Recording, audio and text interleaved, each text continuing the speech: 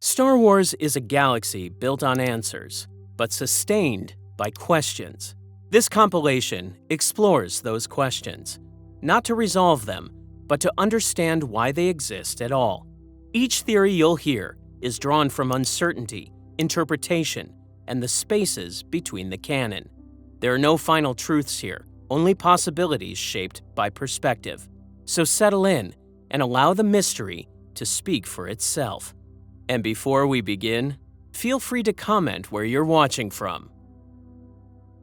The truth about why Darth Vader never hunted Yoda after Order 66 reveals something unexpected about how the Empire actually worked. Drawing from both Canon and Legends sources, 5 key reasons explain why the most dangerous Jedi Master in the galaxy remained completely untouched while Vader spent decades as the Emperor's enforcer. First, the Empire never made Jedi hunting a priority, and Palpatine stated this position explicitly. In Legends continuity, specifically James Luceno's novel Dark Lord: The Rise of Darth Vader, Emperor Palpatine made his view clear during conversations with Vader in the weeks following Order 66. The Emperor communicated to his apprentice that the Jedi meant nothing to the Empire. Surviving Jedi like Yoda and Obi-Wan were not exceptions to any rule. Palpatine was certain that dozens of Jedi escaped with their lives, and Vader would eventually have chances to eliminate many of them during his missions. However, the critical point was that their order had been crushed. Palpatine viewed the survivors hiding on remote worlds as having humbled themselves before the Sith. He wanted them to stay hidden, seeing their exile as ongoing punishment for 1,000 years of arrogance. This represented strategic contempt rather than mercy or oversight. While scattered Jedi hid across the galaxy, the Empire's true focus revealed something far more ambitious. The novel reveals what actually occupied the Empire's attention: controlling the Senate, suppressing political dissent, building the Imperial military, and constructing the Death Star in complete secrecy. The Empire faced too few battle groups to deploy everywhere: rogue paramilitary groups using abandoned separatist weapons and construction projects falling behind schedule. Against this backdrop, the scattered Jedi barely registered as a concern. The Emperor's orders to Vader regarding the Jedi were explicitly reactive rather than proactive. Palpatine instructed him that he could destroy any Jedi he came across during the course of his missions. The key distinction was that this phrase meant coming across them by chance. Jedi hunting was opportunistic, something to do if the situation presented itself, rather than a systematic campaign. By the novel's end, when Palpatine considered threats that needed to be rooted out, Jedi were not even mentioned. The assessment was clear: the Jedi were incidental to Vader's actual purpose. In canon continuity, the Marvel Comics series Darth Vader: Dark Lord of the Sith shows the same pattern. Palpatine managed targets strategically, distinguishing between Jedi who mattered and those who did not. Even weak Jedi could be important if they possessed valuable knowledge. However, the general population of survivors scattered across the galaxy was not worth the organized hunt. Series like Star Wars Rebels demonstrates that the Empire prioritized threats based on immediate danger. A rogue Jedi like Kanan Jarrus recruiting survivors demanded attention, while a hidden Jedi Master in deep exile did not. What becomes clear across both continuities is that the Empire had far bigger concerns. Building the Death Star required massive labor, political control demanded constant attention, and the military needed expansion and modernization. With this in mind, finding Yoda would have meant diverting resources from these critical objectives to search potentially thousands of worlds for someone who had already removed himself from relevance. Second, Vader's actual role in the Empire was a political enforcer rather than a Jedi hunter, and his missions prove this beyond question. In the Legends continuity, Darth Vader's official position was Emperor's emissary. His function was liaison with regional governors and the Imperial Navy. The novel describes his role precisely. He wielded not real power, but merely the execution of power. He was not the swordmaster so much as the weapon itself. The missions Vader undertook in the first weeks and months after Order 66 demonstrate this clearly. His first major assignment sent him to Murkana with explicit orders to punish clone troopers who had disobeyed Order 66. The Emperor made his priorities clear when he informed Vader that he was not worried about the Jedi, but wanted those clone troopers punished. The objective was disciplining the military rather than hunting Force users. When Vader encountered Jedi survivors during this mission, including Masters Roan Shrine and Bolt Shatak, the encounters were completely accidental. His later assignments sent him to Alderaan to retrieve Senator Fang Zar, a political dissident who had fled Coruscant after questioning by Internal Security Bureau officers. The objective involved political intimidation, specifically demonstrating consequences for senators who challenged Palpatine's authority. Bail Organa had granted Zar refuge at the royal palace, unaware that Imperial forces had been instructed to keep the senator on Coruscant. When Vader arrived with his team of stormtroopers, the situation escalated quickly. Smugglers hired by the late crime boss Cash Garrelin were attempting to retrieve Zar from the palace grounds. During the operation, Shrine appeared, helping the senator escape while Vader confronted palace security forces, and massive crowds of protesters gathered outside. The mission ended in calculated action that revealed Vader's true priorities. Vader hurled his ignited lightsaber through the air above the crowd, the crimson blades spinning in a deadly arc. The weapon struck Fang Zar first, tearing a deep wound across his upper chest and nearly taking his head. The blade continued its path, striking Shrine's mother, Jula, across the back before returning to Vader's hand. Zar passed away on the landing platform, while Jula survived but was gravely wounded. The encounter proved once again that meeting Jedi during missions happened by accident rather than by design. Vader's focus remained on the political target throughout. Shrine's intervention was unexpected, and Vader did not attempt to pursue the Jedi afterward. The third major operation, the invasion of Kashyyyk, revealed the Empire's true priorities and the merciless efficiency of its methods. The primary objective had nothing to do with Jedi at all. Moff Wilhuf Tarkin approached Vader with a proposition that would benefit both of them.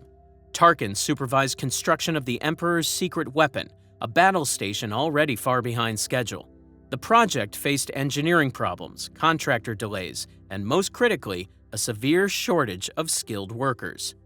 The sharp-featured Moff explained his plan clearly. Vader's hunt for Jedi could serve a larger purpose. If he led an operation to capture insurgent Jedi, and if those Jedi happened to be harbored by Wookiees, then the Wookiees could be exposed as rebels against the Empire. Vader grasped the strategy immediately. He could eliminate scattered Jedi while also providing Tarkin with exactly what the secret project needed. When intelligence detected Jedi survivors on Kashyyyk, Imperial forces tracked their movements but intentionally allowed their transport through checkpoint cordons. Their presence provided perfect justification for what came next. The invasion proceeded with overwhelming force. Orbital bombardment preceded massive ground assaults. Victory-class Star Destroyers descended from orbit while gunships and troop carriers swept through the forests. The operation successfully captured 200,000 Wookiees who were placed in containment camps on the Wawat Archipelago. Tarkin later reported the results to the Emperor, confirming he would accommodate twice that number if needed. Palpatine granted permission to transport the slaves to the weapon, then emphasized the need for absolute secrecy. Tarkin was ordered to inform the regional governor of activities on Kashyyyk, but to make no mention of the Wookiees' final destination.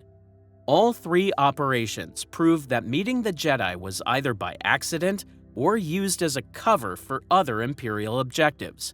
Vader was deployed as an instrument of Imperial political and military power rather than as a specialized Jedi hunter. When he did encounter Jedi during these missions, his performance revealed another problem. He was not particularly effective against skilled opponents. This leads us to the third reason. Vader was physically and psychologically incapable of confronting someone as powerful as Yoda. In the Legends continuity, Vader's new body created severe limitations. The suit designed by Palpatine restricted his movement and caused constant pain. During his early missions, Vader questioned whether losing his limbs meant losing strength in the Force as well. His fighting style became clumsy and stiff compared to his former abilities. He defeated Jedi through brute strength and size rather than skill or finesse. During his duel with Bolt Shatak on Morkana, an undistinguished Jedi Knight, Vader's fighting style revealed both his limitations and his overwhelming advantages. His technique was clumsy compared to what he had been capable of as Anakin Skywalker. His strikes were mostly vertical, lacking the grace and variety he had once displayed. He appeared to lack a style of his own, executing moves stiffly rather than with the fluid precision of a true master. However, Vader compensated for poor technique with raw power. He stood a full head taller than Kashyyyk and used incredible strength to beat her into submission. The Zabrak Jedi was all grace and speed, working her way inside his guard with broad circular movements.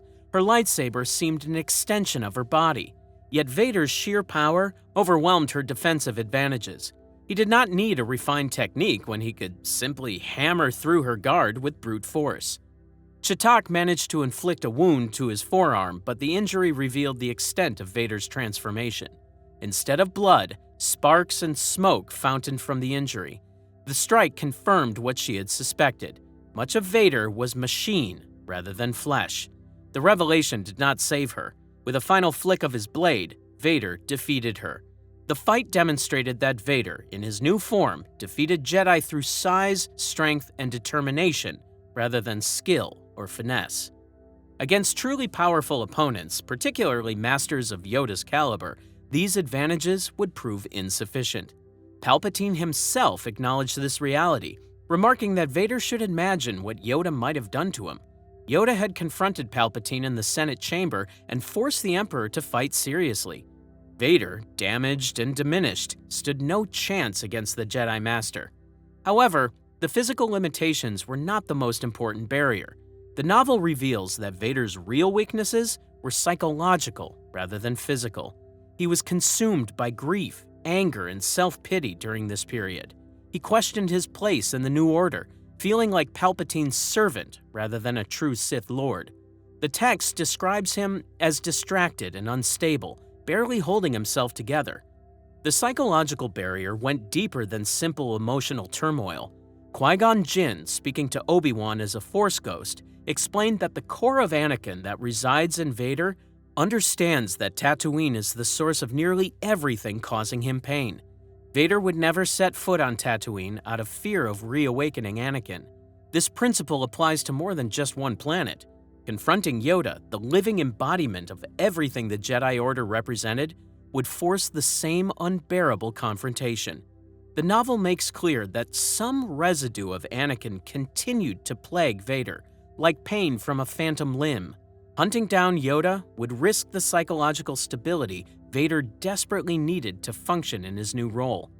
By the novel's conclusion, Vader had achieved a breakthrough transformation after defeating Shrine. The text describes it as crossing some invisible threshold to a new world. However, his new priority was not hunting Jedi. Instead, he looked forward to a time when he could find an apprentice of his own, and together with that one, topple Darth Sidious from his throne. His actual focus was on eventually overthrowing his master.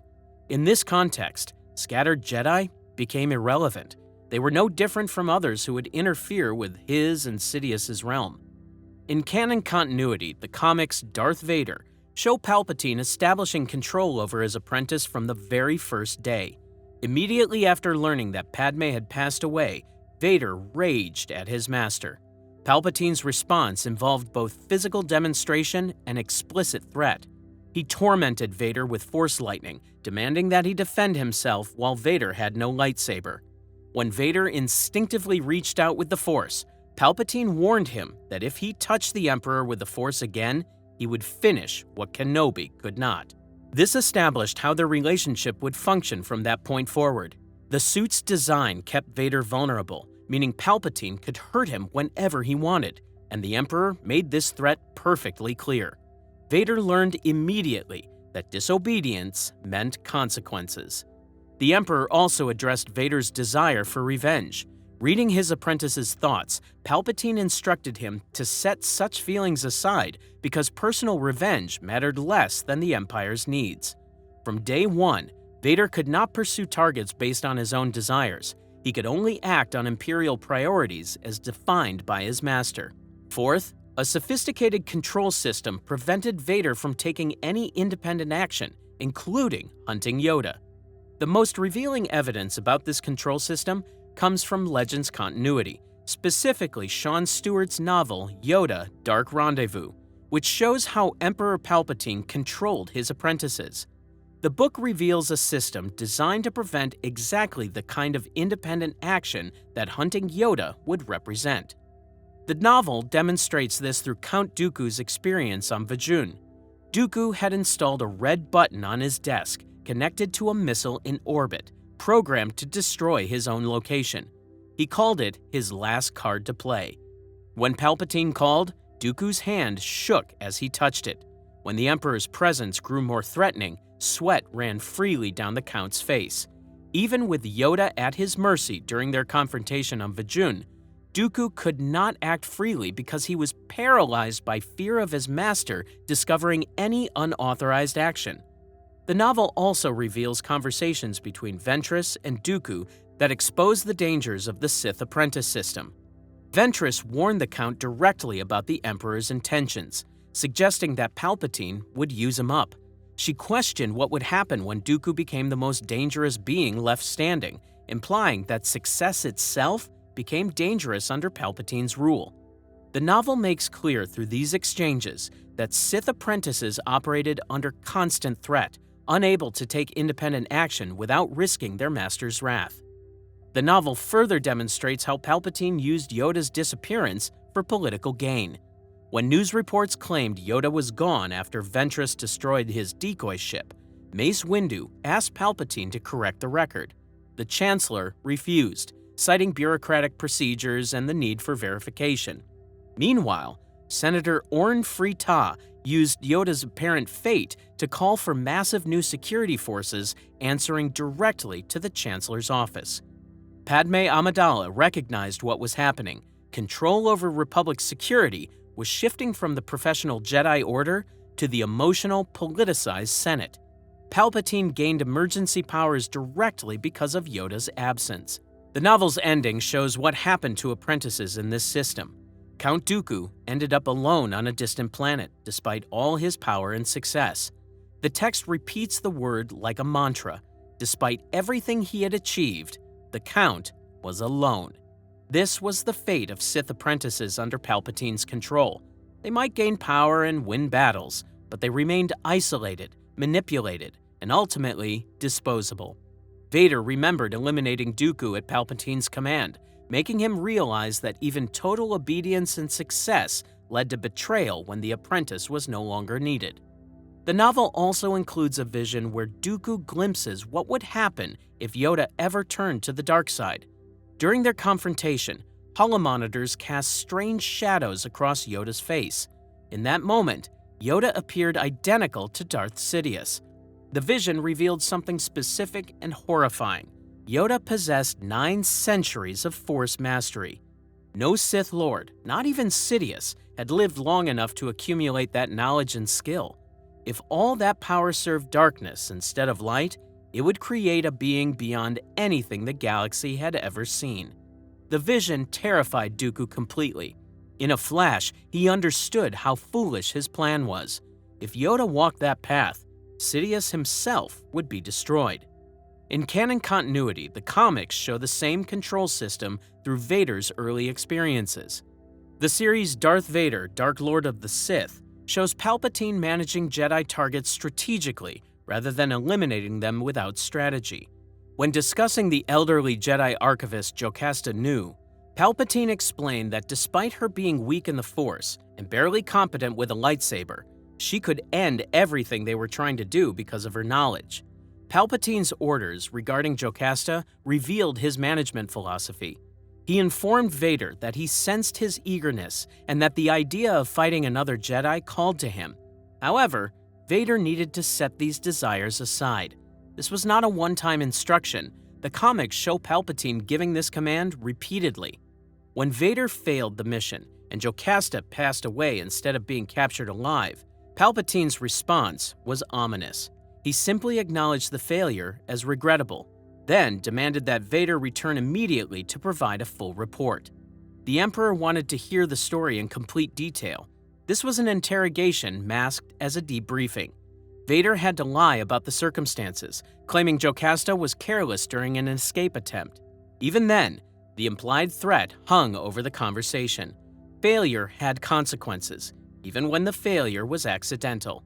The comics also show Palpatine explaining his philosophy of emotional control directly to Vader.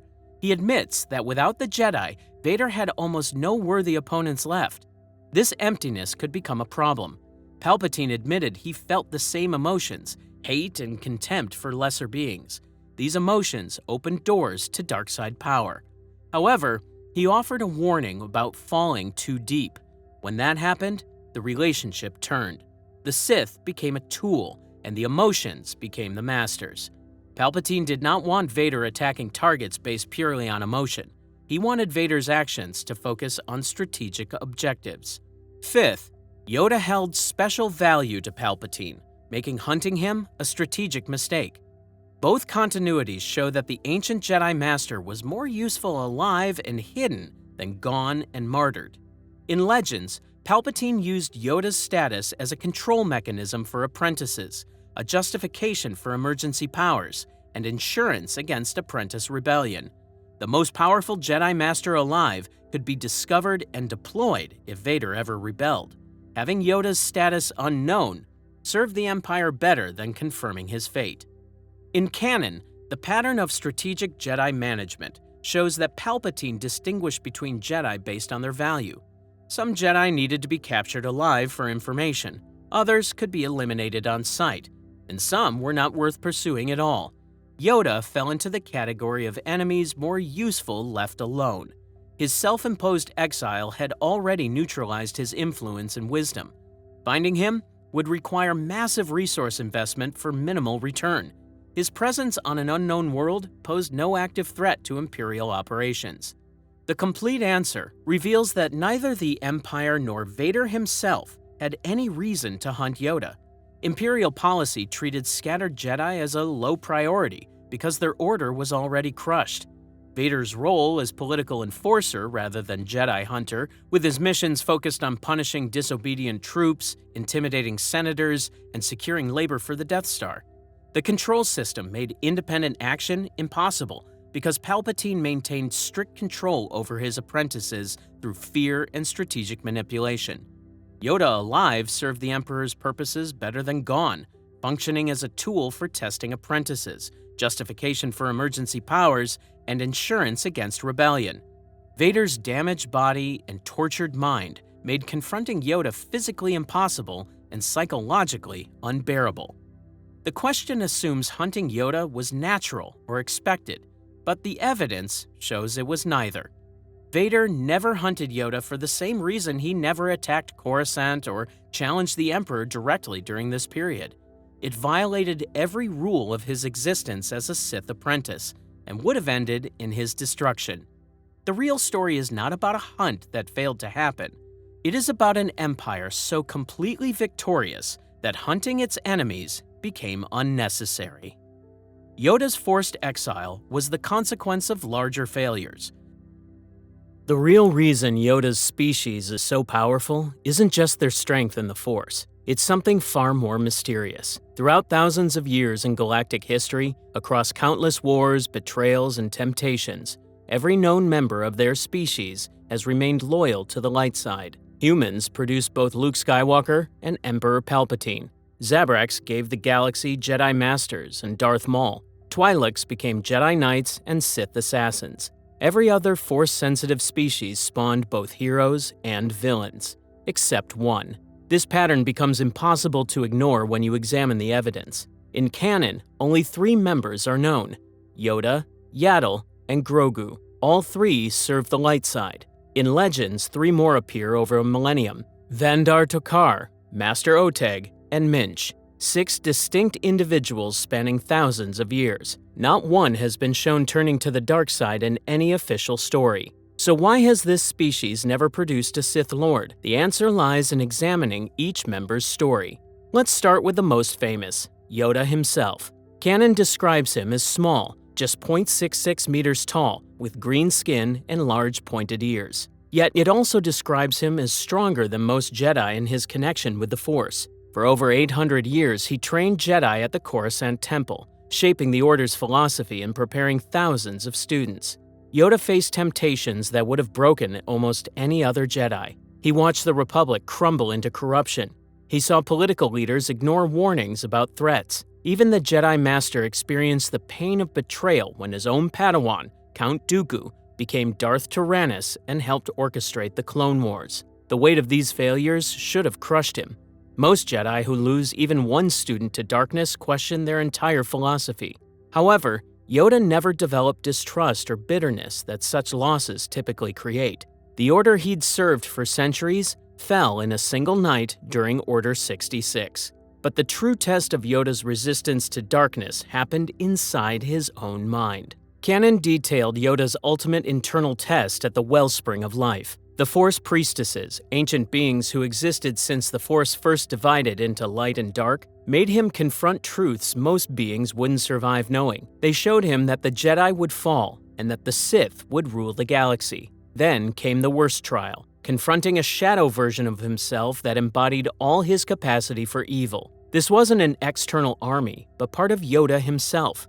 Every dark thought he'd ever suppressed, every moment of anger he'd ever felt, every temptation he'd ever resisted, given form and voice. The shadow showed him how his power and wisdom could have made him the ultimate Sith Lord. Most Jedi who face such trials either fall completely or barely survive with sanity intact. By the end, Yoda acknowledged the darkness by speaking to it directly. He accepted its existence but demonstrated that it could never control him. Yet his greatest test came when he faced Emperor Palpatine for the fate of the galaxy. In the Senate chamber, Yoda deflected Palpatine's Force lightning and fought him to a standstill. The duel ended with neither achieving victory. But what matters is that Yoda maintained perfect balance even as the fate of the entire galaxy was at stake. After the duel, Yoda made a choice that reveals something important about his nature. He retreated. To many Jedi, that might have seemed like failure. Yet Yoda understands a deeper truth.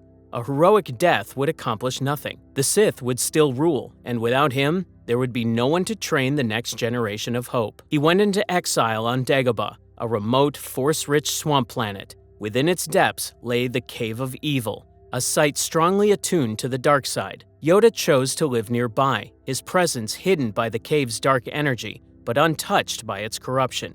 For 20 years, he lived there contemplating the failures of the Jedi and preparing for what would come next. He could have spent that time plotting revenge. Instead, he waited for what the Force would provide. When Luke Skywalker finally arrived, Yoda taught him lessons that would only come from 9 centuries of experience. He began not with lightsaber combat or Force techniques, but with philosophy and perspective. His famous teachings about size not mattering and the dark side being quicker and more seductive weren't just advice. They were truths he'd proven across his entire life. He understood that Luke's preconceptions about power would lead him toward darkness just as they had with Anakin. Maybe Yoda's resistance came from wisdom accumulated over centuries. But what would happen if you took someone from Yoda's species who doesn't have that experience and wisdom? Grogu provides a crucial test case, the youngest known member of Yoda's species at 50 years old. He was a student at the Coruscant Jedi Temple who survived Order 66 and was hidden away for many years.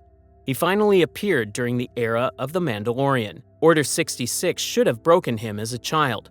Grogu watched clone troopers, his protectors since birth, systematically murder his teachers and fellow students. The temple where he learned to walk, where he played and trained, became a slaughterhouse. Like other survivors of the Jedi Purge, Grogu soon learned that hiding was not enough. It was not until the New Republic era that Imperial remnants under Moff Gideon hunted him specifically for blood experiments. They didn't see him as a sentient being, but as a resource to harvest. That level of sustained trauma could have corrupted him just like many surviving Jedi who turned to darkness after Order 66. His feats on the Mandalorian told a different story than expected. When his powers reawakened, he displayed remarkable abilities with the Force. He didn't lash out with rage when faced with a charging mudhorn that threatened Din Djarin.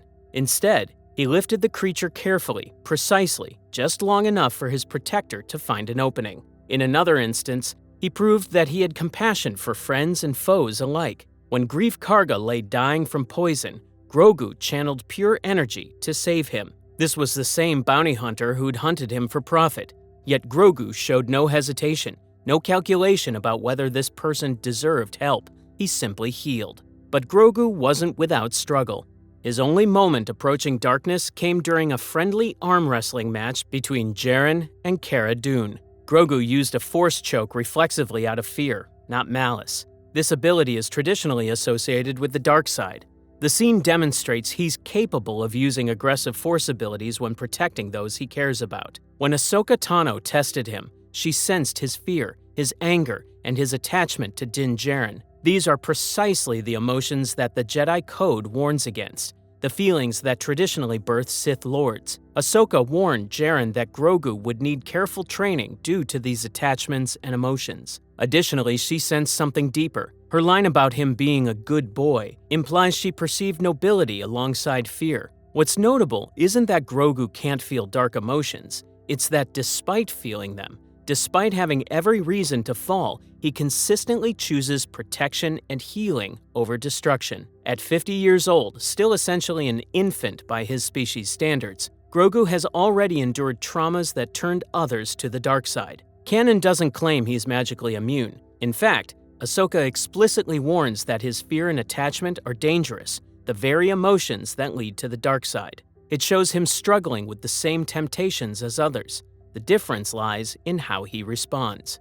If trauma couldn't corrupt a child, what about the ultimate betrayal of trust? In canon around 32 BBY, Yaddle, another member of Yoda's species, experienced such betrayal. This female master, who served on the Council in the final decades of the Republic, uncovered Count Dooku's fall to the dark side before anyone else suspected. She'd known Dooku for centuries. They'd meditated together, trained students together, and debated philosophy together. The betrayal should have felt deeply personal. She faced a choice that had destroyed countless Jedi throughout history: expose the traitor immediately or attempt redemption through compassion. The smart move would have been immediate action. Alert the Council, mobilize the Temple Guard, treat Dooku as the enemy he'd become.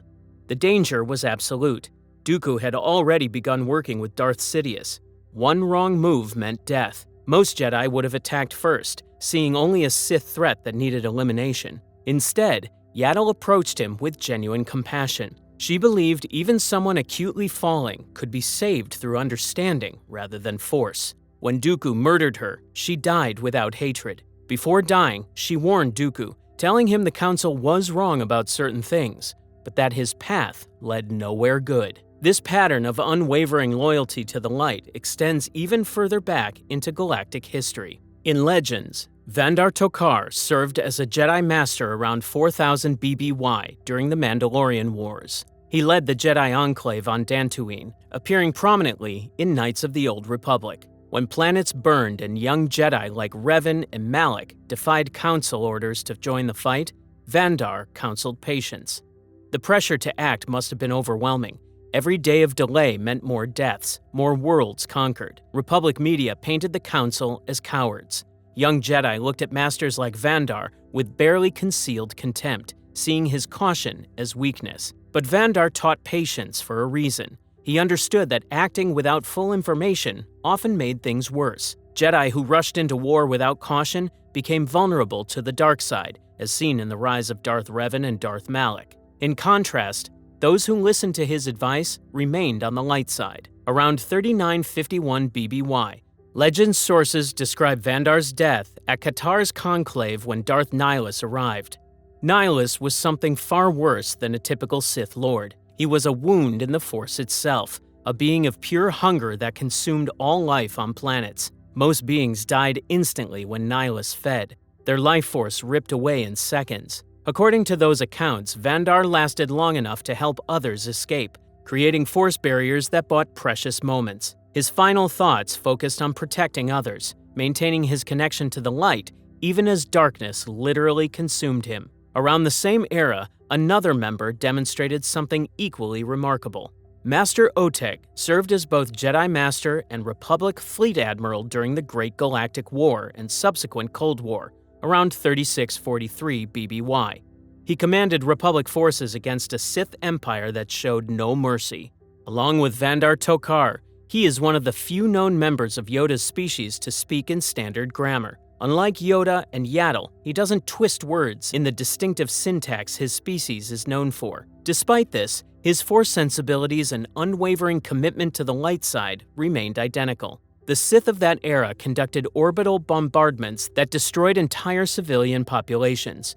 They used biological weapons and terror tactics that violated every treaty and convention. The temptation to respond with equal brutality must have been overwhelming. Oteg's own officers begged him to authorize strikes against Sith civilian targets.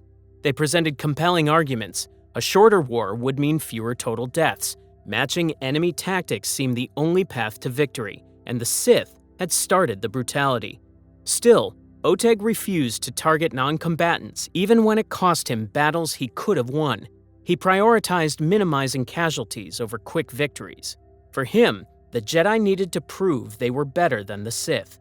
He led by example, never asking his troops to maintain standards he wouldn't uphold himself. This species responds to concentrated darkness. Around 700 BBY, dark Jedi terrorized the Bafash system, slaughtering innocents across multiple worlds. These weren't military targets, but farming colonies, mining outposts, families who'd never held weapons. Minch, a young knight of Yoda's species barely past his 100th year, pursued one of these dark Jedi to a remote planet. His fellow Jedi tried to stop him, believing the pursuit was too dangerous. But Minch insisted, placing complete faith in the Force to guide him. The planet was Dagobah, the very same location where Yoda would later hide. The battle between Minch and the Dark Jedi was so intense that it permanently scarred the location. The dark energies released during their duel created what would later become the Cave of Evil that Luke Skywalker entered centuries later. That's the level of corruption Minch faced. Concentrated evil so intense, it literally affected the planet itself. According to legends, he was emotionally destabilized and narrowly avoided falling to the dark side. Drawing on light side reserves that seemed beyond what someone so young should possess, he pulled himself back and defeated the Dark Jedi. When the mission ended, he claimed no glory. He simply marked the assignment complete, noted the location's danger, and moved to his next task. This humility after such a victory shows a pattern. They don't boast about resisting darkness. They simply do it and move forward. So what makes them different? While Canon and Legends never explicitly explain this, we can observe certain patterns in their biology and behavior. The key starts with their developmental timeline. At 50 years old, Grogu was still essentially an infant. Although his mind was developing, his emotional and physical development moved at a completely different pace. Think about what this means for Force development. Human Force sensitivities begin facing moral complexities by age 15. They experience jealousy over peers' achievements, ambition for personal advancement, fear of failure and loss. All these emotions can feed the dark side while they're still learning to channel the Force. Yoda's species spends approximately 50 years in childhood, 5 entire decades, where their developing minds absorb Force energy while experiencing childhood emotions rather than adult corruption. During this time, they sense the Force, feel it flowing through all living things, and even manipulate it instinctively. But they experience emotions through a child's framework. When scared, they seek comfort rather than plotting revenge. When frustrated, they might act out momentarily like Grogu, but it comes from protective instinct rather than hatred. When attached, they love without trying to possess or control. By the time they reach full maturity around 100 years old, they've spent decades with these patterns established. The databank confirms Yoda lived roughly 900 years and trained Jedi for over 8 centuries. This formative period represented only about 5 to 6% of his total life. He spent 50 years building light-side foundations, then over 800 years reinforcing them through experience. Compare this to other species. Humans maybe spend 10 to 15 years in relative innocence, then 60 to 80 years facing temptation. Their formative period represents 15 to 20% of their total life, happening when they're emotionally vulnerable. But extended childhood alone doesn't fully explain their consistency. Their extreme rarity adds another dimension. In both Canon and Legends, their homeworld and species name remain officially unknown. George Lucas intentionally kept this information secret, and Lucasfilm maintains that mystery to this day. With only a handful of members appearing across thousands of years of galactic history, each one becomes precious beyond measure. This isn't random. It suggests something unique about their origins. though official sources never explain what. Some fans theorize their homeworld might be a light side nexus, similar to how Korriban radiates darkness, or how Mortis existed as a Force convergence. Beings evolved in such an environment might possess Force energy differently at the cellular level. However, no official canon or legend source confirms this theory. Others suggest they appear when the galaxy needs them most. Tracking their historical appearances shows an interesting pattern. Yoda and Yaddle emerged during the Republic's final centuries, precisely when the Sith were implementing their grand plan. Vader and Oteg appeared during desperate Sith wars, while Grogu emerged during the New Republic's formation. Each appearance comes when the galaxy faces a crisis of light versus dark. But again, this is observation, not official explanation. Canon and Legends simply present the facts without commentary on deeper meaning. What official sources do show is how they process emotions differently than most Force users. When Grogu experiences fear, he seeks safety rather than lashing out.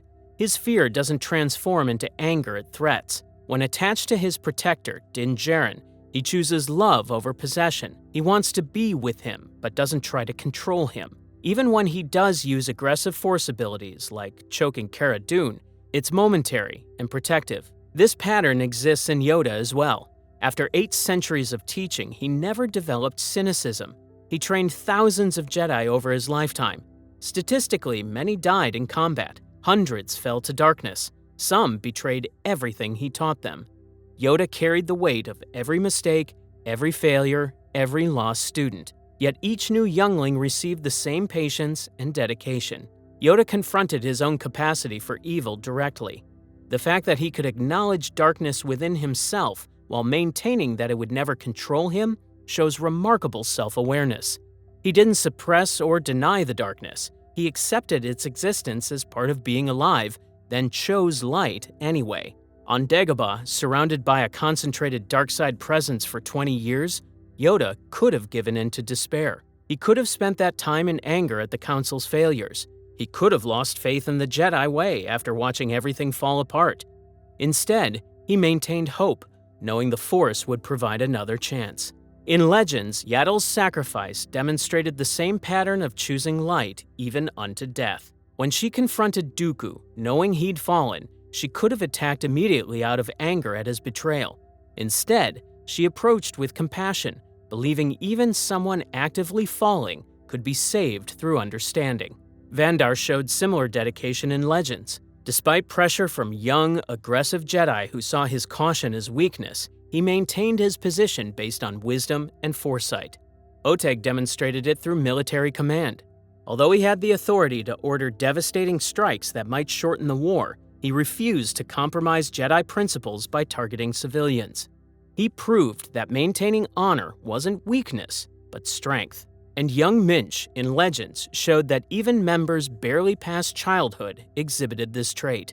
Facing a dark Jedi on Dagobah in a battle so intense it permanently scarred the location, Minch drew on light side reserves to prevail.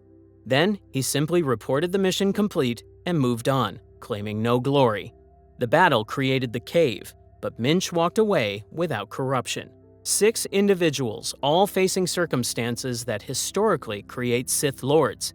Yet in every official story, canon or legends, each one maintained their connection to the light. Official sources never explain why this is.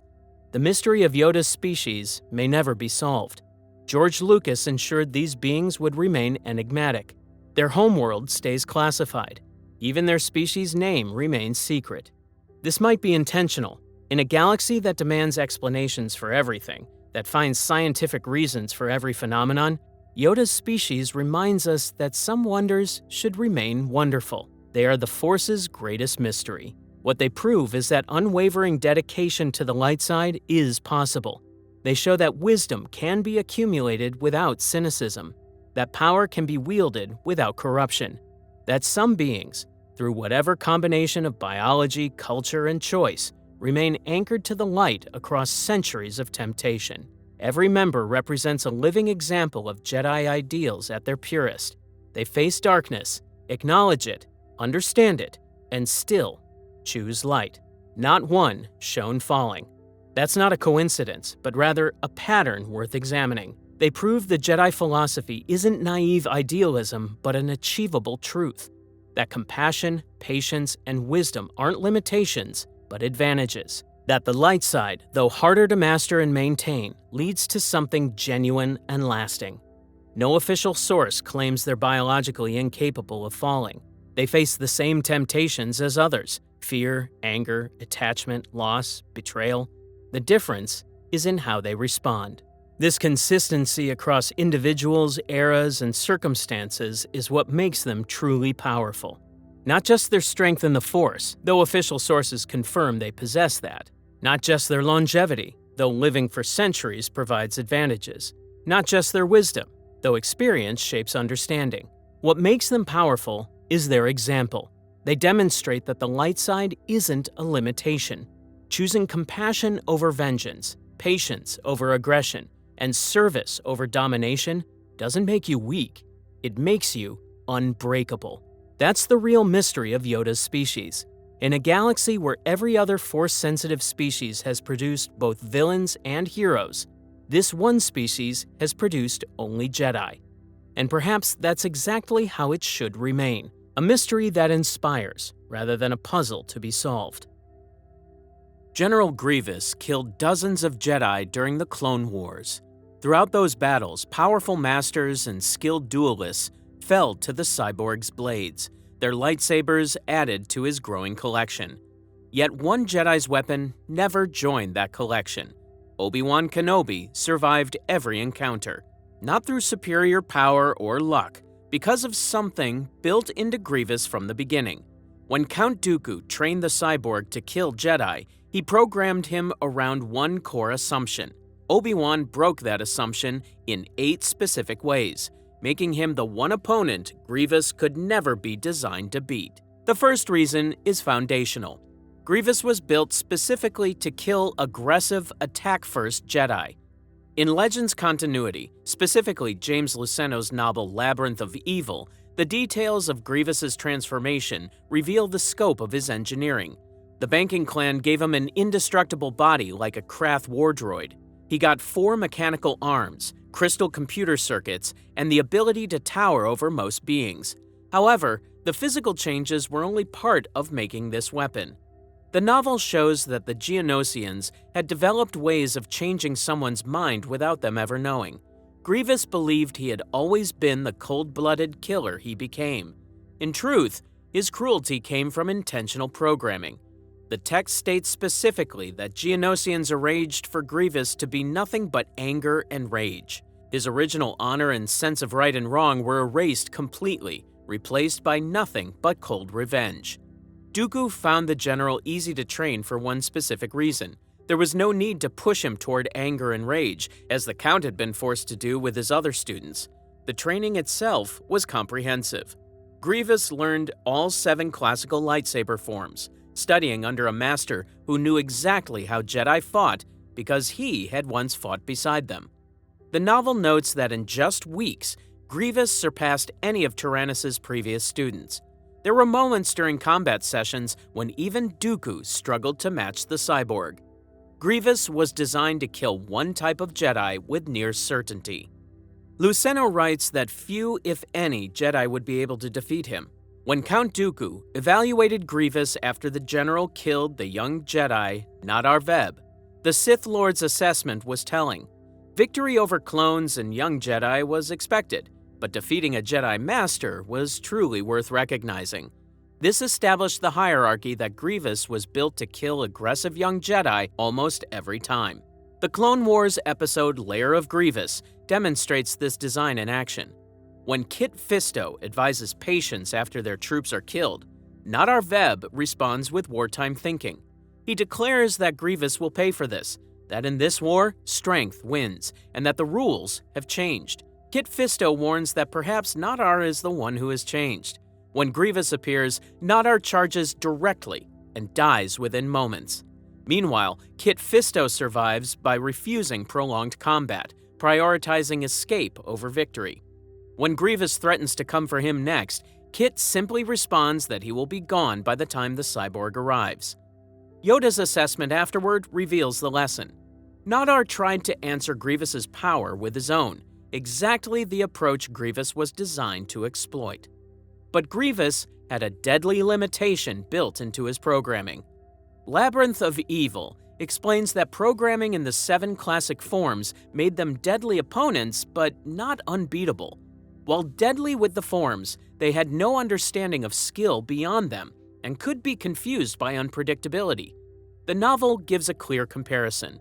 A professional fighter could be beaten by a cantina brawler who knew nothing about form, but everything about ending a fight quickly.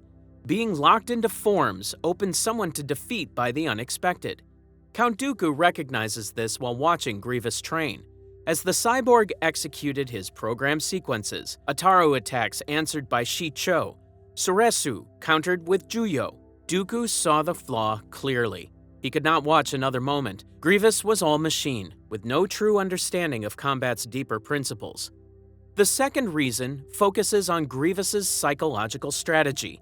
The cyborg relied on fear before physical victory. The Clone Wars episode Lair of Grievous shows his lair on the third moon of Kashyyyk functioning as a psychological weapon. When Kit Fisto and his team infiltrate the fortress, they discover walls covered with lightsaber trophies from murdered Jedi. The lair serves as a shrine to the cyborg's victories, creating fear before combat even begins. Grievous uses this collection strategically, telling opponents directly that their lightsabers will make a fine addition. The statement appears in multiple encounters, designed to provoke either fear or anger, both of which lead to the aggressive response Grievous requires. Grievous understood Jedi psychology better than most Jedi understood themselves. The Clone Wars episode Grievous Intrigue demonstrates this at its most advanced. After capturing 8th Koth, the cyborg sends a message to the Jedi Council, making his strategy explicit. He does not care about their politics or the Republic. He only lives to see them die. Death will not come easily for Master Koth because Grievous knows prolonged suffering is more painful for the other Jedi watching. When the rescue team arrives, Grievous tells his forces that the Jedi are predictable. Their compassion drove them to rescue Koth exactly as he anticipated.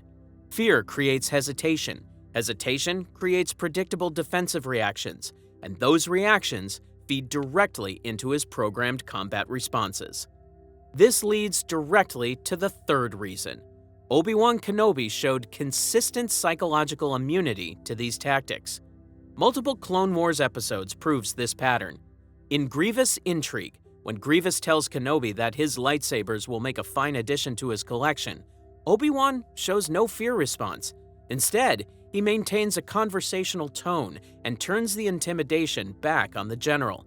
He points out that all the talk gets the cyborg nothing but a futile quest for power, a damaged body, and servitude to Dooku. When Grievous insists defensively that he leads the most powerful droid army the galaxy has ever seen, Obi-Wan calmly observes that it is an army with no loyalty, no spirit, just programming. The general's psychological warfare requires opponents to react emotionally to threats, but Obi-Wan treats him with philosophical curiosity rather than fear. Obi-Wan's emotional control was tested under far worse circumstances than facing Grievous.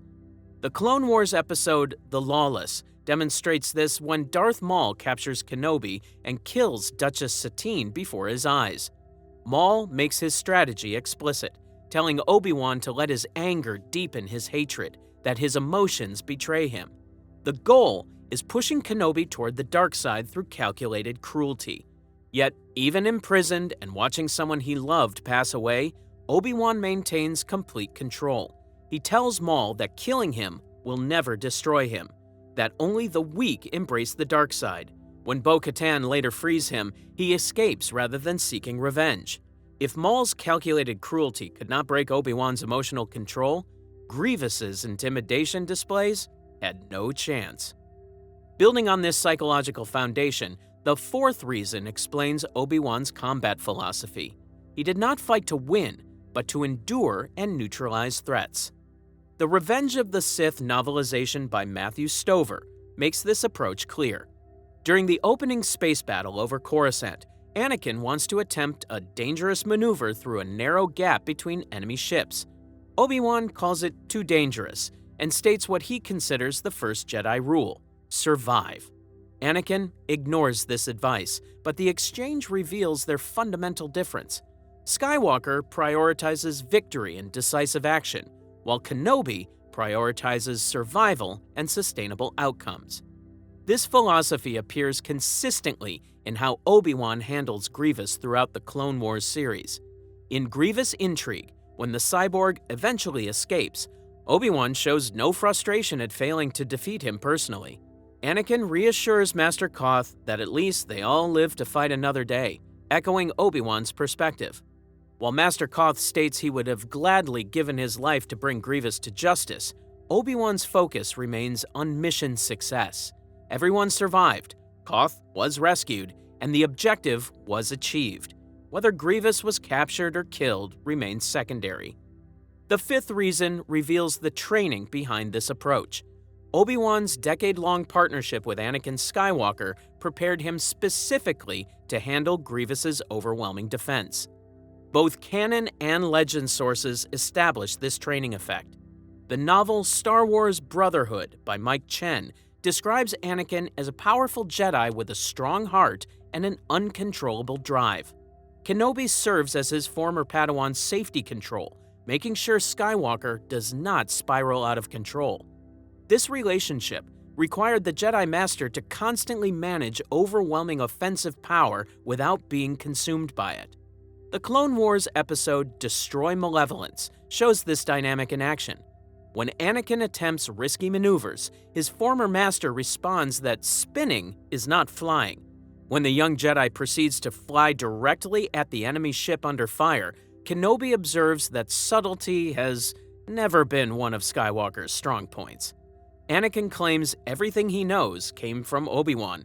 The response reveals the truth of their relationship, if only that were true. Throughout the series, the Jedi Master maintains overall tactical awareness while his partner executes aggressive moves, successfully covering Skywalker's attacks while maintaining calm during high-speed chaos. The partnership requires Kenobi to defend while Anakin attacks, becoming their automatic coordination. Managing overwhelming offense became Obi-Wan's daily reality for over a decade. The Clone Wars episodes The Citadel, Counterattack, and Citadel Rescue demonstrate this preparation at a larger scale. Kenobi coordinates not just Skywalker's aggressive approach, but also Captain Tarkin's military decisiveness, managing multiple strong personalities with different tactical philosophies while maintaining unity during constant chaos. He cannot rely on overpowering enemies or matching their aggression.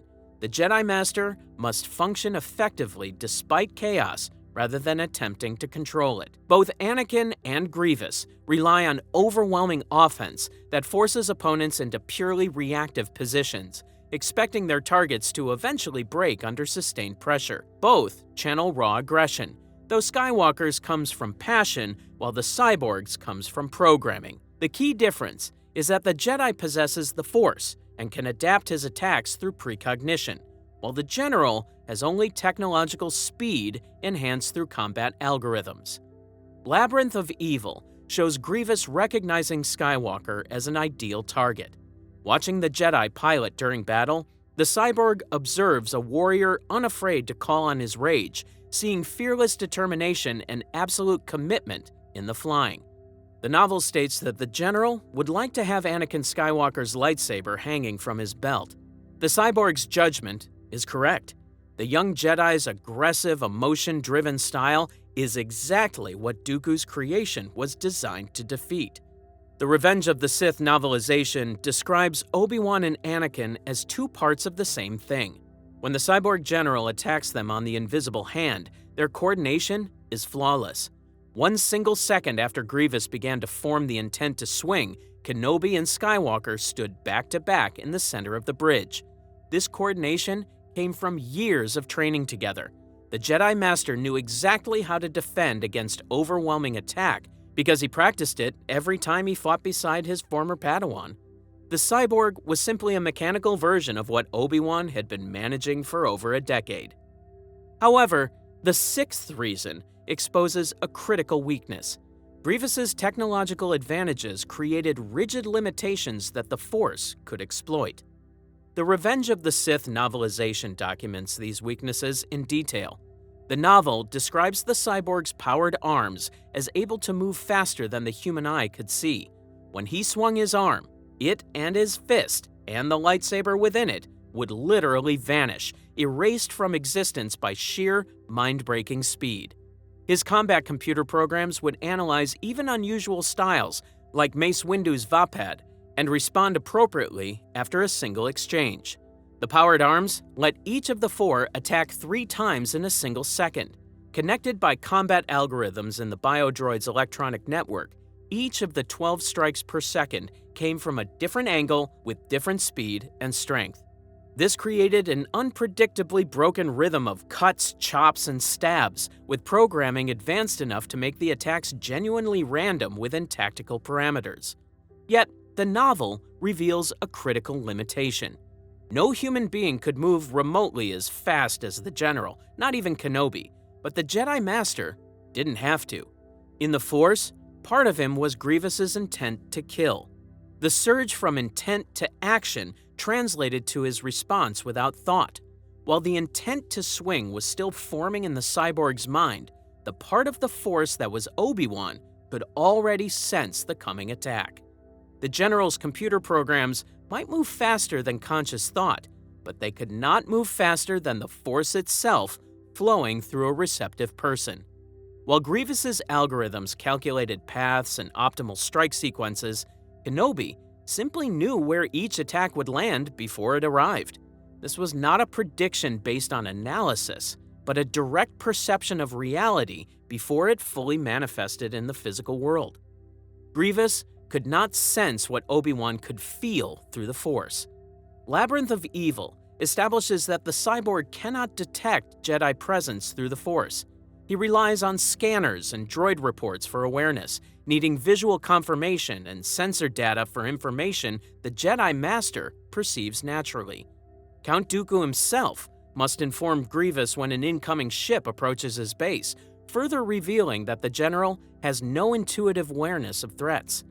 The Clone Wars episodes demonstrate this limitation repeatedly. In Destroy Malevolence, when droids report detecting an unauthorized communication, the General must order them to monitor all internal systems to locate Senator Amidala. Anakin and Obi-Wan avoid detection through Force-enhanced stealth, while the cyborg's awareness depends entirely on technological systems. In Grievous Intrigue, he tells his forces to be alert, because where there is Kenobi, they will find Skywalker. This is a logical deduction based on known patterns, not Force sense.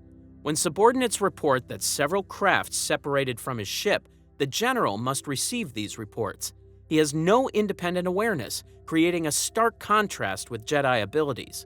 While Jedi sense presences and tensions and dangers through the Force, Grievous must rely on communication systems that can be disrupted or deceived. The seventh reason demonstrates why Grievous succeeded so often.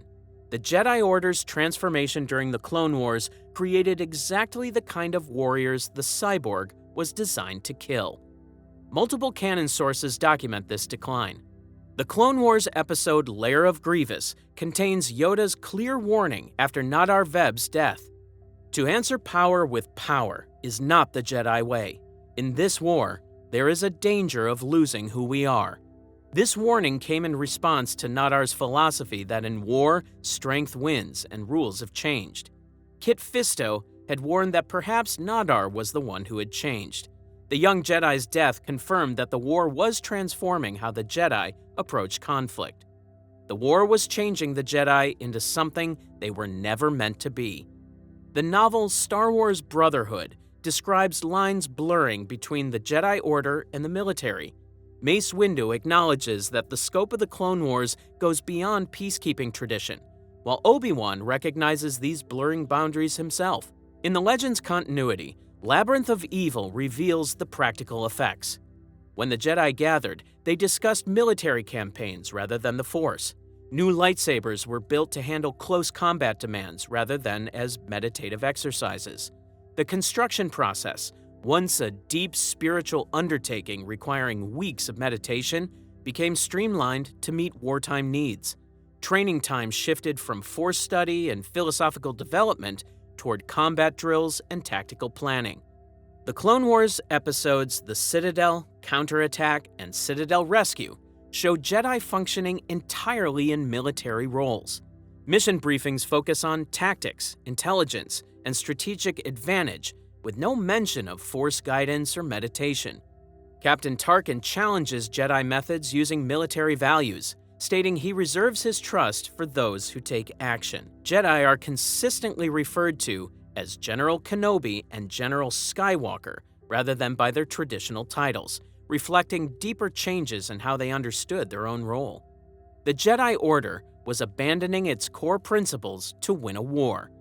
The Clone Wars episodes The Jedi Who Knew Too Much, To Catch a Jedi, and The Wrong Jedi show institutional decline reaching critical levels. When Admiral Tarkin demands that the Senate conduct Ahsoka Tano's trial, Mace Windu's response reveals how political concerns override Force guidance.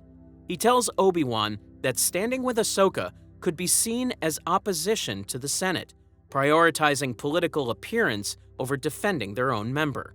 Yoda recognizes they are heading down a dark path, yet the Council proceeds despite his Force-based warning. Even when the Order's wisest master sensed danger through the Force, political considerations took priority over spiritual wisdom. Barriss Offee's testimony exposes what the Order had become.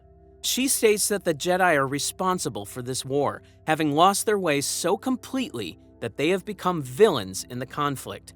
Her attack on the Temple was an attack on what the Jedi have become, an army fighting for the dark side, fallen from the light they once held dear. Whether or not her judgment is entirely correct, it reflects a genuine crisis that even Jedi themselves recognized. Council meetings focused entirely on military and political strategy rather than meditation or contemplation. The vocabulary shifted from spiritual terms to military language. Decisions came from tactical analysis and political calculation rather than Force guidance. Young Jedi like Barriss were raised entirely in this wartime environment, never experiencing what the Order was supposed to be. By the war's final months, the Jedi Order had become something unrecognizable. Generals commanding clone armies, politicians navigating Senate politics, warriors focused on winning battles rather than serving the Force. This was exactly what Grievous had been designed to kill. Young Jedi raised during wartime believed strength won and rules had changed. They saw patience as weakness and restraint as failure. Grievous killed these Jedi with systematic efficiency because every aspect of his programming anticipated exactly how they would fight. Finally, the eighth reason clarifies Obi-Wan's unique position. He was an exception rather than the Order's standard. Both his assignments and his own assessment prove this difference. The Revenge of the Sith novelization establishes the power hierarchy clearly. Yoda fights Darth Sidious because the most powerful Jedi confronts the most powerful Sith. Mace Windu leads the arrest of Palpatine as the Council's champion. When the Council assigns someone to deal with Grievous, Mace specifically recommends sending only one Jedi, Master Kenobi. Anakin objects, pointing out that his former master was not so successful the last time he met the cyborg. This reveals that the Council is not sending their strongest warrior, but their most suitable one. Kenobi's own assessment confirms this. He tells Anakin directly that his former student has become a far greater Jedi than he could ever hope to be. When Yoda later states that Obi-Wan is not strong enough to fight Lord Sidious, it simply acknowledges reality. Obi-Wan's effectiveness came from specialization, not raw power. The Revenge of the Sith novelization explains what made Kenobi uniquely effective through Mace Windu's analysis. Mace observes that his mastery of Soresu, the most defensive lightsaber form, represented an answer to weakness. When Kenobi admits he has never thought of it that way, Mace explains that he is not simply a master of the defensive form. He is the master, singular and unique. Mace delivers critical advice, telling Kenobi to be who he is rather than trying to match the cyborg's strength, because the authenticity is what will ensure Grievous never defeats him. The novel describes Ceresu as built on basic deflection principles that all Padawans learn to protect themselves from blaster bolts. Very simple, so restrained and defense-focused that it was nearly passive. Most Jedi learned it, but then moved on to more aggressive styles. Kenobi perfected this form to a degree no other Jedi reached. It was the only form in which he was truly skilled, yet his mastery of the basics was so complete that innovation became unnecessary. The final confrontation on Utapau proved everything about this matchup. The Revenge of the Sith novelization describes the duel in detail.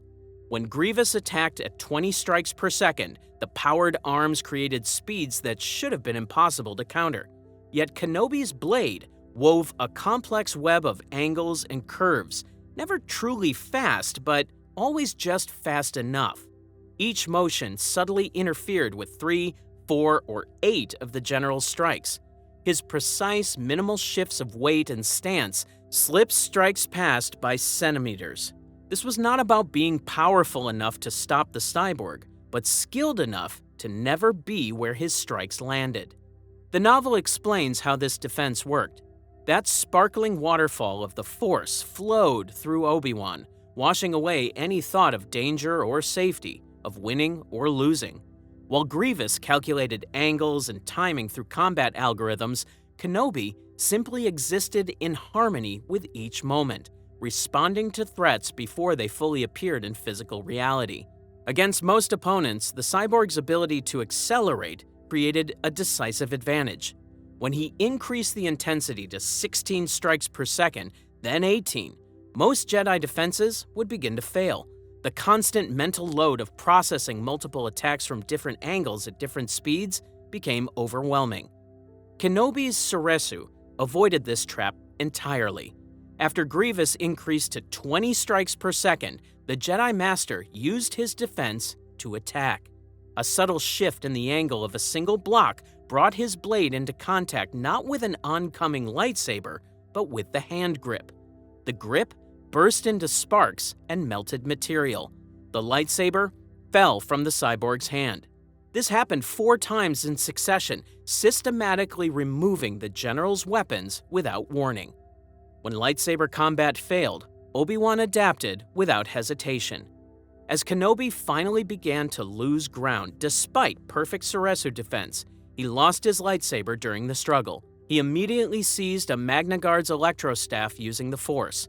This unorthodox adaptation, switching weapons mid-combat, gave him an advantage the general's programming had not anticipated. Grievous expected Jedi to maintain their traditional weapon throughout the duel, creating a momentary opening that allowed Obi-Wan to seize control.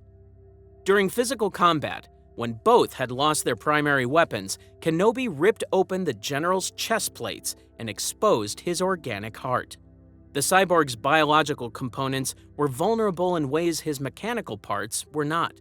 Finally, the Jedi Master used the Force to retrieve a blaster from a fallen droid and fired multiple shots into that weakness. The general's body erupted in flames as his systems failed completely. After killing Grievous in this way, Obi-Wan remarked that it was so uncivilized. This comment reveals everything about why he succeeded. He maintained Jedi values and genuinely preferred elegant solutions, yet had absolutely no ego about methods when survival demanded practical action. The cyborg's programming assumed Jedi would maintain traditional combat approaches because of pride or tradition. Kenobi cared nothing for those assumptions. The complete picture reveals why Grievous could only be beaten by Obi-Wan. The cyborg was built specifically to kill aggressive Jedi who answered power with power.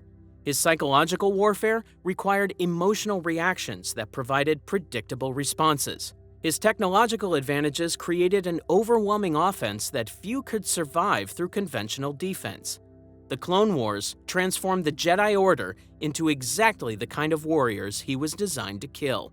Kenobi represented everything the cyborg was not designed to fight: absolute psychological immunity, survival-first philosophy, a decade of training against overwhelming offense, mastery of defensive Ceresu guided by Force precognition, and willingness to adapt unconventionally. Count Dooku's weapon had every advantage imaginable, but could not account for the one Jedi who simply refused to fight the way his programming expected. That failure of imagination was the gap through which Obi-Wan Kenobi survived every encounter and ultimately ended the threat.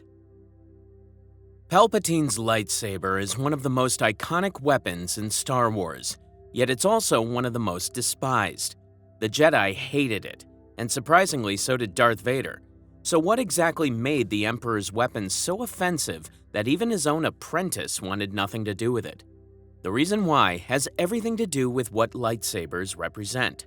Lightsabers are known to reflect the inner self of whoever builds them, which is why a Jedi's weapon shows humility and connection to the Force, while a Sith's weapon shows power and superiority. Palpatine's lightsaber was no different, because it reflected exactly who he was: arrogant, manipulative, and convinced he was above everyone around him. And that contempt was impossible to hide. Whether sensed through the Force or simply seen in the weapon's lavish design, two enemies who never agreed on anything still reacted the same way to one weapon. Drawing from both Canon and Legends, the reasons why reveal something unexpected about the most dangerous Sith Lord in galactic history. But before understanding why everyone hated this weapon, we need to understand what made it so unusual in the first place. In Revenge of the Sith, Palpatine ignites his red-bladed Sith lightsaber for the first time. To this date, this remains one of the most memorable moments in the entire saga, the moment when the kindly Chancellor finally revealed the monster he had always been. In Star Wars Revenge of the Sith, the visual dictionary, James Luceno describes Palpatine as a patron of the arts who brought that same obsession to his weapon's construction, designing it with a high level of craftsmanship influenced by his love of antiquity. Palpatine built his first lightsaber during his apprenticeship under Darth Plagueis, and from the very beginning, it was designed as a statement piece meant to communicate power, and it was precisely this view that made the weapon so offensive to everyone who encountered it. For the Jedi, that hatred ran deep because Palpatine's lightsaber defied nearly every principle they held as sacred. The Jedi philosophy emphasized humility above almost everything else, teaching that a Jedi should own what they needed and nothing more. Their lightsabers were meant to be functional tools for defense and peace, never displays of wealth or status, because the entire Jedi way of life rejected material excess as a path toward attachment and corruption. And Palpatine's saber was the exact opposite. The same visual dictionary on Revenge of the Sith describes its expensive construction: frick alloy for the body, iridium for the emitter, and a refined electrum finish. Frick alloy is one of the rarest metals in the galaxy, known for being nearly impossible to destroy, and even lightsaber blades struggled to cut through it, which made it an unusual choice for a weapon hilt, given that Palpatine clearly expected his weapon to survive direct combat with other lightsabers. Iridium, on the other hand, is a yellow metal rarer than gold that served no combat purpose, existing only to display extreme wealth and status to anyone who saw it. Meanwhile, electrum plating carries special meaning in Jedi tradition, as depicted in Legends, awarded only to the most noble and accomplished masters after decades of service, representing wisdom earned through experience and spiritual growth achieved through discipline. Only a handful of Jedi in any generation would earn this honor, with masters like Mace Windu counted among those who had received electrum-plated hilts. Palpatine's use of it on a Sith weapon was a clear message that their traditions meant nothing, and their honors now belonged to him. In fact, the use of these materials was a display of superiority that screamed a message any Jedi would find offensive. Yet the insult did not end with the weapon's construction, because how Palpatine chose to keep it revealed something even darker about his intentions. Jedi carried their lightsabers openly, with the weapon hanging from their belt for everyone to see. This practice was not just for practical reasons, but deeply philosophical, because the visible lightsaber represented peace and honest intentions. And Palpatine did the exact opposite for decades. According to James Luceno's Darth Plagueis, he concealed his weapon inside a statue of Sistros in his Senate office, where it waited in absolute darkness while Jedi Masters like Yoda and Mace Windu walked past countless times without sensing what lay hidden just feet away. Worse, when Palpatine finally revealed his lightsaber, it wasn't drawn in defense, but ignited for assassination. But the concealment was only the surface of what made this weapon offensive to the Jedi, because what powered the blade revealed something far worse. The way the Jedi and Sith obtained their lightsaber crystals could not be more different, and this difference strikes at the heart of what separates the two orders. In canon, Jedi younglings traveled to sacred caves on Ilum, where kyber crystals grow naturally, meditating and opening themselves to the Force until a crystal calls to them.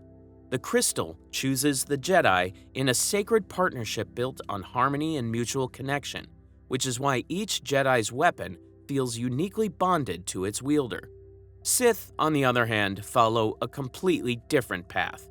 Based on the canon material established in Charles Soule's comic series Darth Vader, Dark Lord of the Sith, they take kyber crystals and force them to serve through a process called bleeding, which involves pouring pain, rage, and hatred into the crystal until it turns red.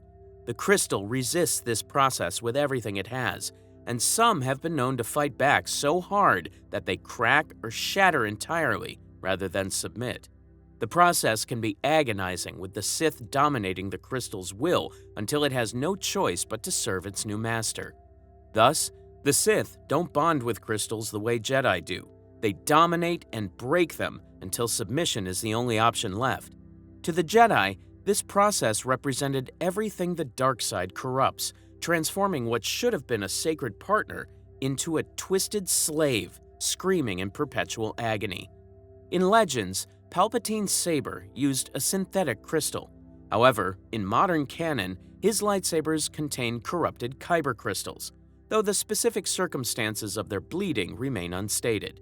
But to any Jedi who sensed it through the Force, the weapon felt wrong because it radiated the pain and suffering of its creation, serving as a constant reminder of how the dark side twists everything it touches. However, sensing the weapon's corruption was one thing, because watching Palpatine wield it was something else entirely. His fighting style confirmed their worst fears about the dark side. He had mastered Form 7, known as Juyo, the most aggressive lightsaber form in existence and the one the Jedi Council had forbidden most practitioners from even studying. Daniel Wallace's The Jedi Path explains that Juyo required channeling raw anger and unpredictability with every strike, dancing so dangerously close to the dark side that the form demanded users tap into aggressive emotions that created a constant risk of falling. The form was considered so volatile that even Jedi who began learning it with the purest intentions often found themselves corrupted by its requirements. Most Jedi who attempted to learn Juyo either abandoned the training after recognizing the danger or fell to the dark side entirely, which is why only Mace Windu had developed a safe variant called Vapad that channeled an opponent's darkness back against them. Even Windu walked a razor's edge every time he used it, and the Council considered the form so dangerous that they actively discouraged its study among all but the most disciplined masters. When Palpatine fought, he embodied the very corruption the Jedi had always warned about.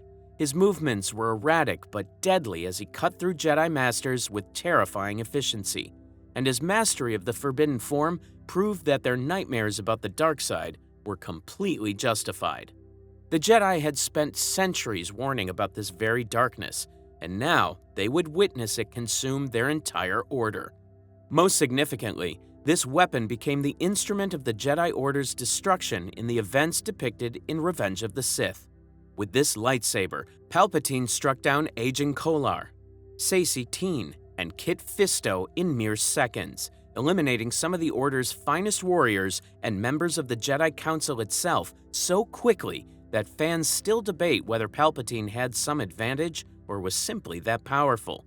The same lightsaber was present minutes before Mace Windu fell from the window of Palpatine's office, and it was there when Anakin Skywalker made his fateful choice to save the Sith Lord rather than let Windu end the threat.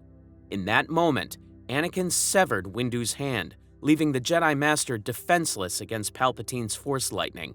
That single decision triggered the events leading directly to Order 66 and the fall of the Jedi Order, which means that to any surviving Jedi scattered across the galaxy, Palpatine's lightsaber became the symbol of their complete destruction, a legacy of betrayal that ended 1,000 years of guardianship in a single night. The Jedi had every reason to hate this weapon for what it represented and what it had done, but they weren't alone in their hatred. Palpatine's own apprentice came to despise his master's weapon just as much, though for completely different reasons. After Mustafar, Darth Vader was no longer the athletic warrior he had been as Anakin Skywalker. His new body came with severe limitations: massive armored gloves designed for protection rather than dexterity, thick fingers unable to perform precise movements, limited wrist mobility because of mechanical joints, and a breathing apparatus that added weight and restricted his torso rotation. The suit that kept him alive also imprisoned him, turning every movement into a conscious effort where there had once been natural grace. Meanwhile, Palpatine's lightsaber hilts were small, curved, and short-handled, designed for one-handed Form 7 combat with quick, agile wrist movements. The elegant design assumed that the user had full dexterity and natural mobility, and Vader had neither. That is why, for him, gripping Palpatine's elegant little hilt was awkward at best and painful at worst, because the weapon literally did not fit in his own hands. Moreover, the physical problems went deeper than just the grip. Vader relied on Form 5, called Gemso, which emphasized heavy two-handed strikes built around power over finesse, using large, durable hilts to overwhelm opponents with brute strength. This style suited Vader's new mechanical body perfectly, allowing him to use his artificial limbs to deliver crushing blows that few opponents could withstand. Palpatine's Form 7, on the other hand, required agile acrobatics, quick flick-like movements, and erratic, unpredictable patterns that demanded physical mobility that Vader simply no longer had. His suit restricted his range of motion, his breathing apparatus added weight and bulk, and the fast-spinning attacks that Palpatine made looked effortless but were physically impossible for Vader to perform. Using his master's lightsaber would have made Vader weaker, not stronger. However, what really bothered Vader was his master's attitude toward lightsabers entirely. In James Luceno's novel Dark Lord: The Rise of Darth Vader, Palpatine explains his philosophy directly, telling Vader that the Sith grew past the use of lightsabers but continued to use them if only to humiliate the Jedi. He used them for ceremony, intimidation, and mocking Jedi tradition, viewing them as props in a performance rather than actual weapons of war. He believed true Sith power came from the Force itself, not from elegant metal tubes. Vader saw this completely differently. He was out there hunting Jedi survivors, confronting rebels, and enforcing the Emperor's will through combat every day, so he knew he needed a real weapon. When he handled Palpatine's saber, he realized he was holding what he later viewed as a piece of jewelry, a decoration that happened to have a blade, rather than a battle-ready weapon designed for repeated heavy combat. Yet, after establishing the Empire, Palpatine essentially retired his lightsabers, relying solely on the Force and political manipulation, while the weapons faded into history. He no longer needed them because he had an entire galaxy to do his fighting for him. Contrastingly, for Vader, a master who discarded his lightsaber was unthinkable. He saw lightsabers as symbols of Sith dominance and proof of warrior skill, so his master treating them as disposable tools felt like an insult to everything Vader was doing in the field. Eventually, Vader solved this problem by crafting his own lightsaber. According to the canon comic series Darth Vader: Dark Lord of the Sith, Vader built a weapon that was larger, simpler, and brutally efficient, purpose-built for his armored body and power-based fighting style. He took the Kyber crystal from a Jedi he had killed and bled it through sheer hatred and pain, creating a crimson blade that was entirely his own. The hilt fit his mechanical hands perfectly, with enough thickness to grip securely even through armored gloves. The weight suited his artificial strength, which was actually greater than his natural strength had ever been, and the design allowed for the heavy two-handed strikes that defined his combat approach. After experiencing Palpatine's impractical sabers, Vader swore never to use them again. His own weapon became his identity, functional, powerful, and built for actual combat. The difference between their lightsabers reflected the difference between master and apprentice.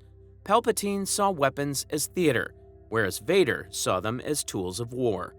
Despite viewing his lightsabers as mere tools of intimidation, Palpatine did use them on several notable occasions, outside of his combat with Mace Windu in Revenge of the Sith, each demonstrating both his terrifying skill and his preference for avoiding direct combat whenever possible. The duel on Mandalore in 20 BBY showed Palpatine at his most deadly. As seen in the Clone Wars animated series, Sidious traveled to Mandalore to confront his former apprentice, Darth Maul, and Maul's brother, Savage Opress, bringing both of his lightsabers for this confrontation. His movements were fluid yet unpredictable, confusing his opponents while landing devastating strikes. He stunned Savage Opress with a swift kick before fatally impaling him through the chest with both lightsabers simultaneously. When Maul stood alone against his former master, he quickly realized the difference between a Sith apprentice and a true Sith Lord. Palpatine toyed with him before defeating him decisively, sparing his life only because he had other uses for his former apprentice. In Revenge of the Sith, following his confrontation with Mace Windu, Palpatine faced Yoda in the Senate Chamber, one of the most symbolic locations in the galaxy where democracy itself had died just hours before. Palpatine wielded his weapon against the greatest Jedi Master the Order had ever produced, meeting him blade to blade without hesitation, despite Yoda's nearly 900 years of experience. For a brief time, the two most powerful Force users in the galaxy clashed in a duel that would determine the fate of the Jedi Order forever. The fight eventually shifted from lightsaber combat to a pure contest of force power, with both combatants hurling Senate pods at each other. This escalation from blades to raw force energy supports the idea that Palpatine never truly relied on his lightsaber.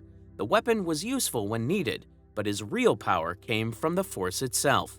In canon continuity, Sidious used one of his Crimson Blades while stranded on Ryloth, where he and Vader fought their way through a swarm of deadly lilacs after their Star Destroyer was attacked by rebels. However, such occasions were rare because, for the most part, Palpatine preferred to let others do his fighting, while he controlled events from the shadows. As seen in the Clone Wars episode The Lawless, Palpatine created a second identical lightsaber, which was later modified with a mysterious black alloy for reasons that remain unknown. The existence of a backup reflects how Palpatine operated in every aspect of his life. He maintained multiple political identities, contingency plans spanning decades, and even redundancy in weapons he rarely used. For him, nothing was left to chance. Additionally, the hatred that both Jedi and Vader felt toward Palpatine's lightsaber reveals something important about the Sith Lord himself, especially when compared to how other Sith approach their weapons.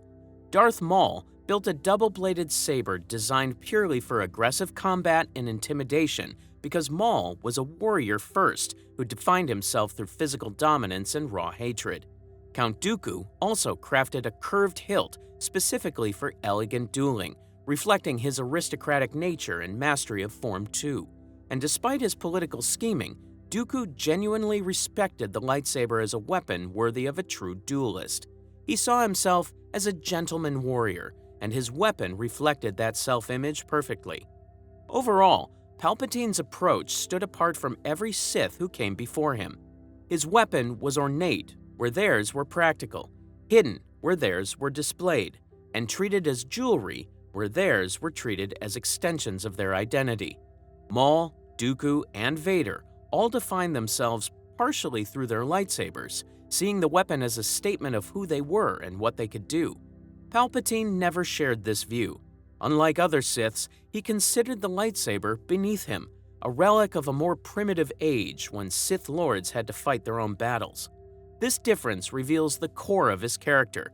He never saw himself as a warrior at all. While other Sith craved the thrill of combat and the satisfaction of defeating enemies with their own hands, Palpatine found such pursuits tedious. He was a manipulator who occasionally needed to kill, and his lightsaber existed only for those rare moments when deception and political maneuvering weren't enough. To him, the weapon was a contingency plan, not an identity. In this way, Palpatine achieved something no other Sith ever had. He created a weapon that managed to offend both his enemies and his own apprentice.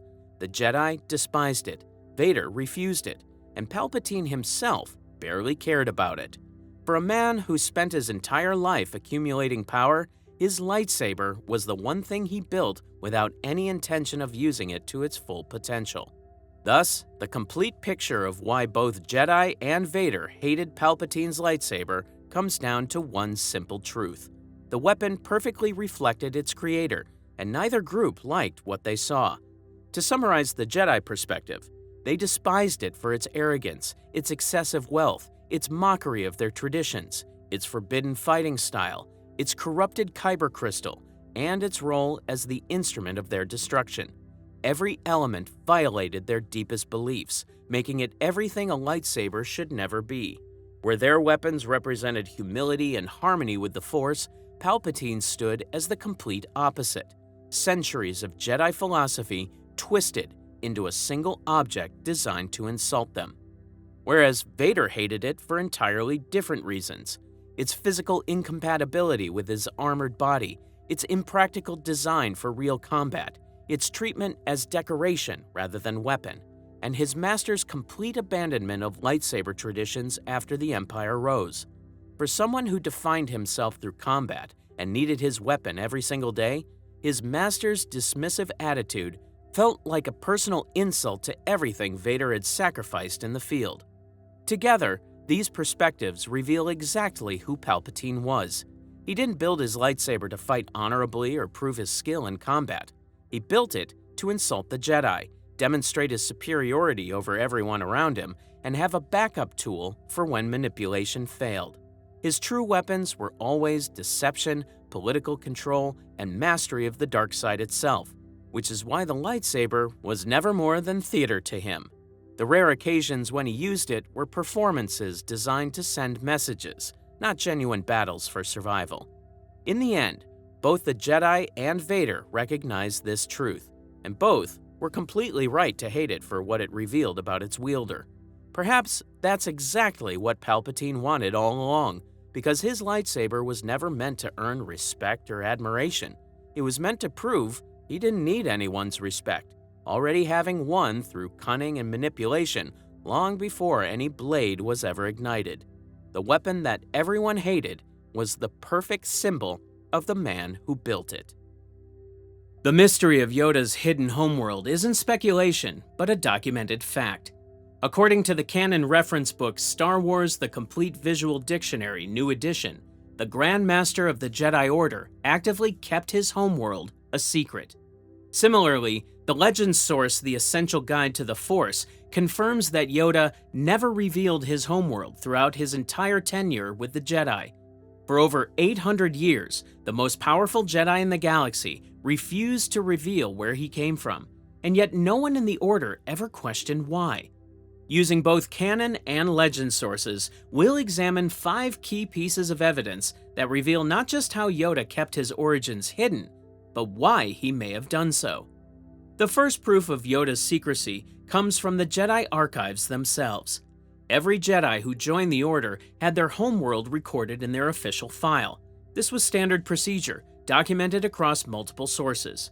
The archives maintain comprehensive records on thousands of Jedi across generations, cataloging species, origins, and backgrounds as part of their institutional memory. From youngling to Padawan to Knight, every Jedi's file included their planet of origin, and the system was designed to be complete.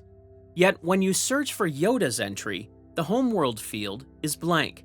In every official reference book that catalogs Jedi and their backgrounds, Yoda's species is listed simply as unknown, and his homeworld receives that same designation. This isn't an oversight or a gap in the records, as the Jedi archives were meticulous and obsessively complete. Jocasta Nu, the chief librarian, famously declared in Attack of the Clones, that if something didn't appear in the archives, it simply didn't exist, and she spoke with absolute confidence in the system's completeness. Yoda's blank entry becomes even more striking considering his position. The Grand Master sat on the Jedi Council for centuries, trained thousands of Jedi, and was arguably the most documented individual in the entire Order's history, with records of his teachings, his missions, and his guidance spanning 800 years. The absence of Yoda's homeworld in a system designed to record every Jedi's origins points to only one conclusion: intentional omission. Someone with the authority and access to manipulate those records ensured that information never appeared, or was quietly removed long before anyone alive would ever remember it existed. And given Yoda's position at the very top of the Jedi hierarchy, he would have had both the authority and the opportunity to make that happen. The second piece of evidence goes beyond hiding information. In Legends continuity, he actively exploited the archive's vulnerabilities for his own protection. According to Revenge of the Sith, the visual dictionary, Dagobah was among the planets erased from the Jedi archives. In Legends sources, Yoda discovered that 38 worlds had been deleted from the archive database, their entries completely scrubbed from the system.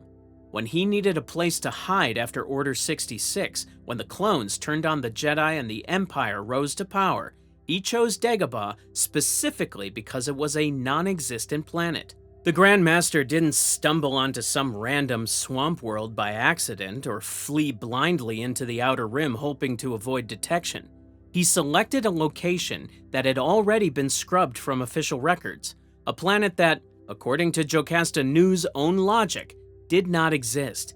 He used the very system of institutional concealment that someone else had created for his own protection. This reveals something crucial about Yoda's understanding of secrecy. The precedent for this kind of erasure was established clearly in Attack of the Clones. When Obi-Wan searched for the ocean world Kamino, he found nothing. The gravitational readings indicated a planet should exist in that location.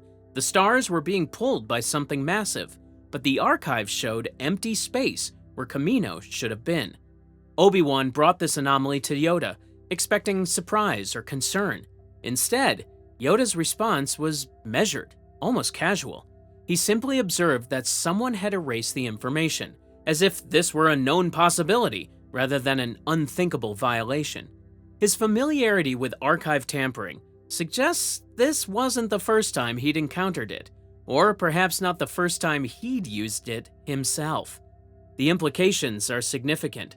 If Yoda understood how to erase information from the archives, if he knew that planets could simply vanish from official records, then he also knew how to make his own homeworld disappear. The same techniques that Dooku used to hide Kamino could have been applied centuries earlier to hide a far more important secret. Yoda had centuries of access to the archives, the authority of the Grand Master, and relationships with every chief librarian who served during his tenure. If he wanted information to vanish, he had the means to make it happen. The question is, why would the Grand Master go to such lengths to hide where he came from? Frank Oz, who originated the role of Yoda in The Empire Strikes Back, preserved notes from the character's creation that offer a rare glimpse into his backstory. According to Oz's original 1980 production notes, Yoda came from a gentler world. That detail has never been expanded upon in any official source, as the world was never named and its location was never hinted at. But the description itself is significant. A gentler world suggests a place of peace, perhaps a civilization that chose isolation over galactic involvement, a people who preferred quiet existence over the conflicts that define most of galactic history. If Yoda's people intentionally separated themselves from galactic society, revealing their location could expose them to dangers they had spent generations avoiding. Species that could not defend themselves were often conquered, enslaved, or absorbed into larger powers. But Yoda's species wouldn't be vulnerable. They would be something far more dangerous to reveal: valuable. The third piece of evidence comes from a pattern that spans centuries. Only 3 members of his species have ever appeared in Star Wars canon: Yoda, Yaddle, and Grogu. All 3 were connected to the Jedi Order. Yoda served as Grand Master for centuries, the highest position in the entire Jedi hierarchy. Yaddle held a seat on the High Council during the final years of the Republic. Grogu was a Temple youngling who survived Order 66 and was later discovered by Din Djarin. Every known member of this species possessed extraordinary Force sensitivity, not just moderate talent or above-average potential, but extraordinary power that manifested from their earliest years. Grogu, despite being developmentally equivalent to a toddler, could lift massive creatures with the Force, heal mortal wounds, and even use abilities that full Jedi Masters struggled to perform.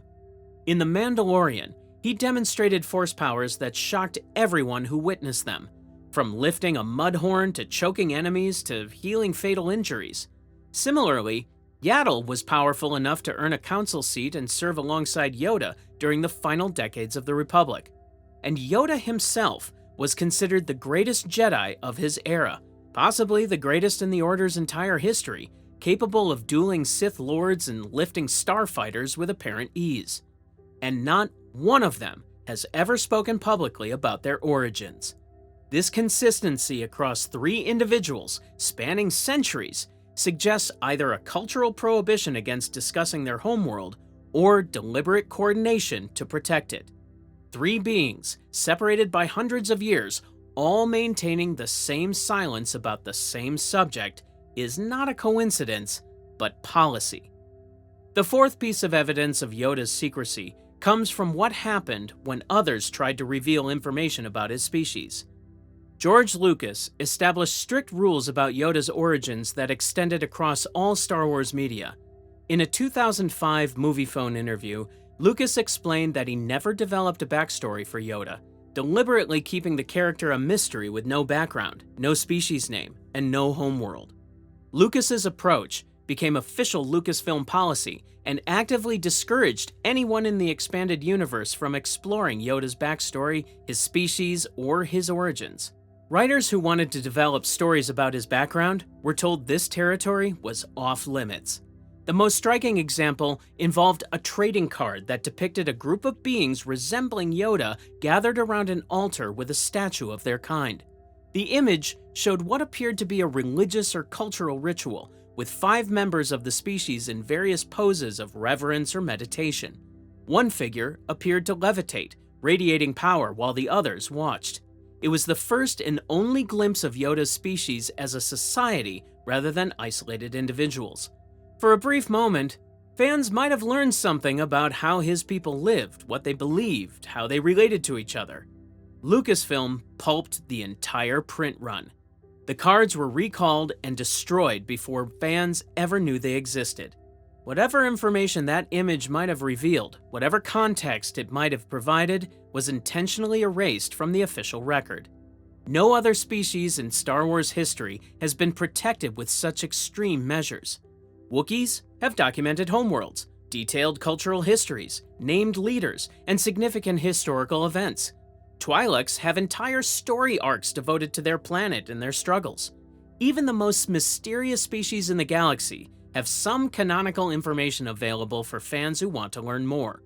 But Yoda's kind remains hidden by intentional, active enforcement.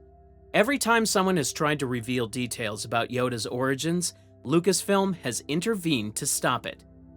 The fifth and final piece of evidence comes from Dave Filoni, who worked alongside Lucas for years on the Clone Wars and maintains this tradition to this day.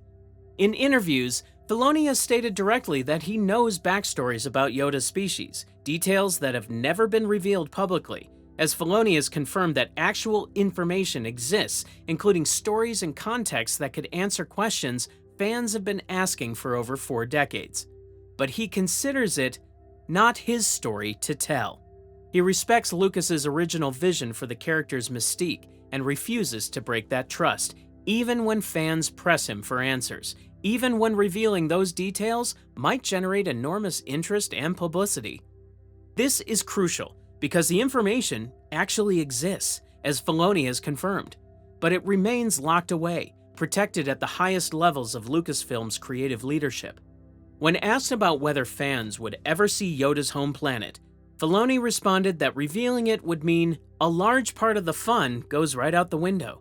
He treats the mystery itself as essential to the character, as fundamental to who Yoda is as his green skin or his distinctive speech patterns. But there's another way to interpret Filoni's guardianship. He's not just protecting a creative mystery, but honoring a deliberate choice that George Lucas made, a choice that mirrors Yoda's own behavior in the story. Just as Yoda refused to reveal his homeworld to the Jedi Council, Lucasfilm refuses to reveal it to the audience, meaning the secrecy in the real world reflects the secrecy within the fiction. Based on the evidence presented, what conclusions can we draw about why Yoda kept his homeworld secret? Yoda may have understood something that most beings in the galaxy never considered. Certain secrets need to be kept because, once revealed, they cannot be hidden again. For over 800 years, the Grand Master protected his people's location by never speaking it aloud, never writing it down, and ensuring that even the Jedi archives held no record of where he came from. He lived through the Republic's rise and fall, watched the Jedi Order grow powerful and then collapse, and witnessed the Empire hunt his fellow Jedi to extinction. Through all of it, he never once revealed his homeworld. The evidence suggests he did this not out of shame or personal preference, but out of protection. His silence protected a people who chose to remain hidden from a galaxy where Force-sensitive beings were constantly targeted for recruitment, exploitation, or elimination. Every day that Yoda refused to answer questions about his origins was another day his world remained safe from those who would exploit his people.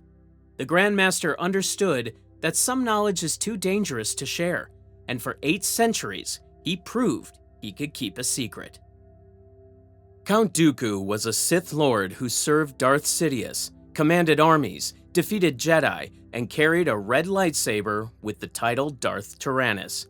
However, his eyes never turned yellow even when Anakin ended his life. This matters because Sith eyes are a signature mark that appeared on Darth Maul, Anakin, and Sidious. The rule seemed clear: use the dark side, get the eyes. But with Dooku, the rule stopped working. The answer lies in 5 separate reasons, each one revealing something important about how the dark side operates and what the Sith eyes truly represent.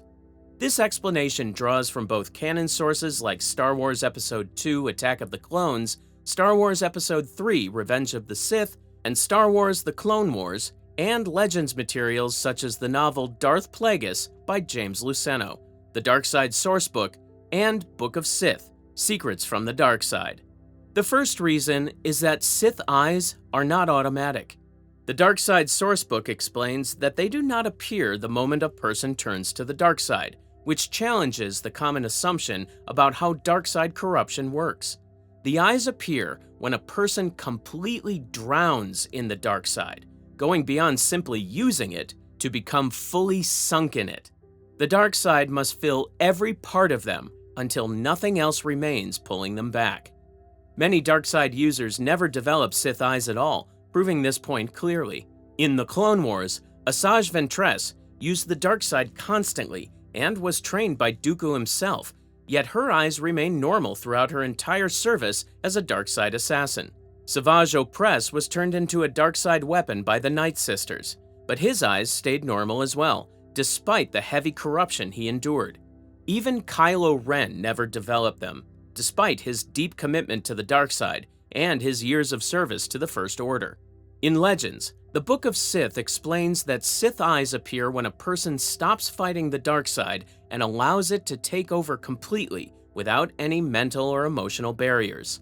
The measure is not how much a person uses the Force, but how much they let it change them from within, altering their very nature. Most observers miss the fact that timing matters more than power when it comes to transformation. Revenge of the Sith shows Anakin developing yellow eyes within hours of his turn, though he was experiencing a complete mental and emotional breakdown at that moment. He turned against the younglings, confronted Padme, fought Obi-Wan, and lost most of his body in a single day of terrible events.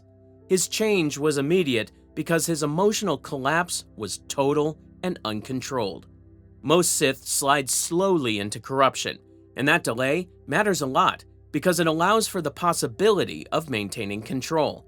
Some reach that breaking point in weeks, while others take years, and some never reach it at all during their entire time as dark-side users. The second reason is that Dooku never surrendered emotionally, setting him apart from typical Sith behavior. This traces back to his extensive training as a Jedi Master, where discipline was built into who he was. He remained calm and controlled even after turning to the dark side, never allowing fury or dark emotion to define his approach. His lightsaber style, Kashyyyk, focuses on control and efficiency rather than wild aggression or emotional outbursts. Dooku treated the dark side as a tool to master, not a force to surrender to or be consumed by. Most Sith Lords operate completely differently from this controlled approach. As explained in the Dark Side sourcebook, they are powered by fury and dark emotion that burns through their control until nothing remains except raw anger driving every action. Throughout the Clone Wars, Dooku proved this emotional distance again and again. While other Force users lost themselves to anger, Dooku stayed calm and calculating.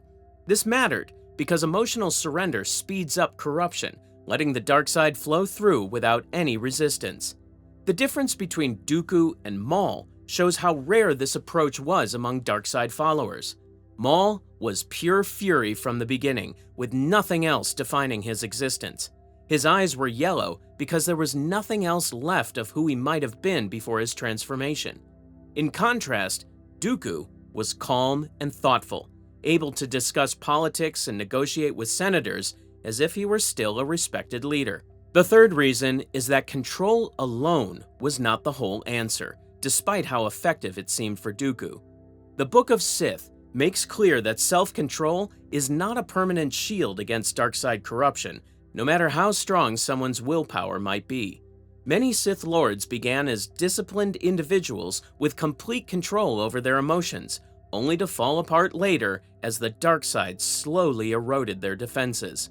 The dark side waits quietly, working its way in slowly like water finding cracks in stone.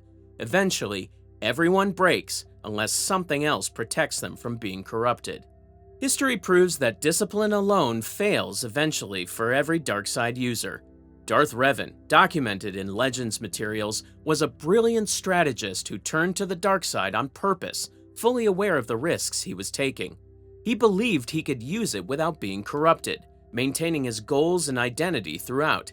That belief turned out to be totally wrong, as the longer he used the dark side, the more it changed him from within until his original self was lost.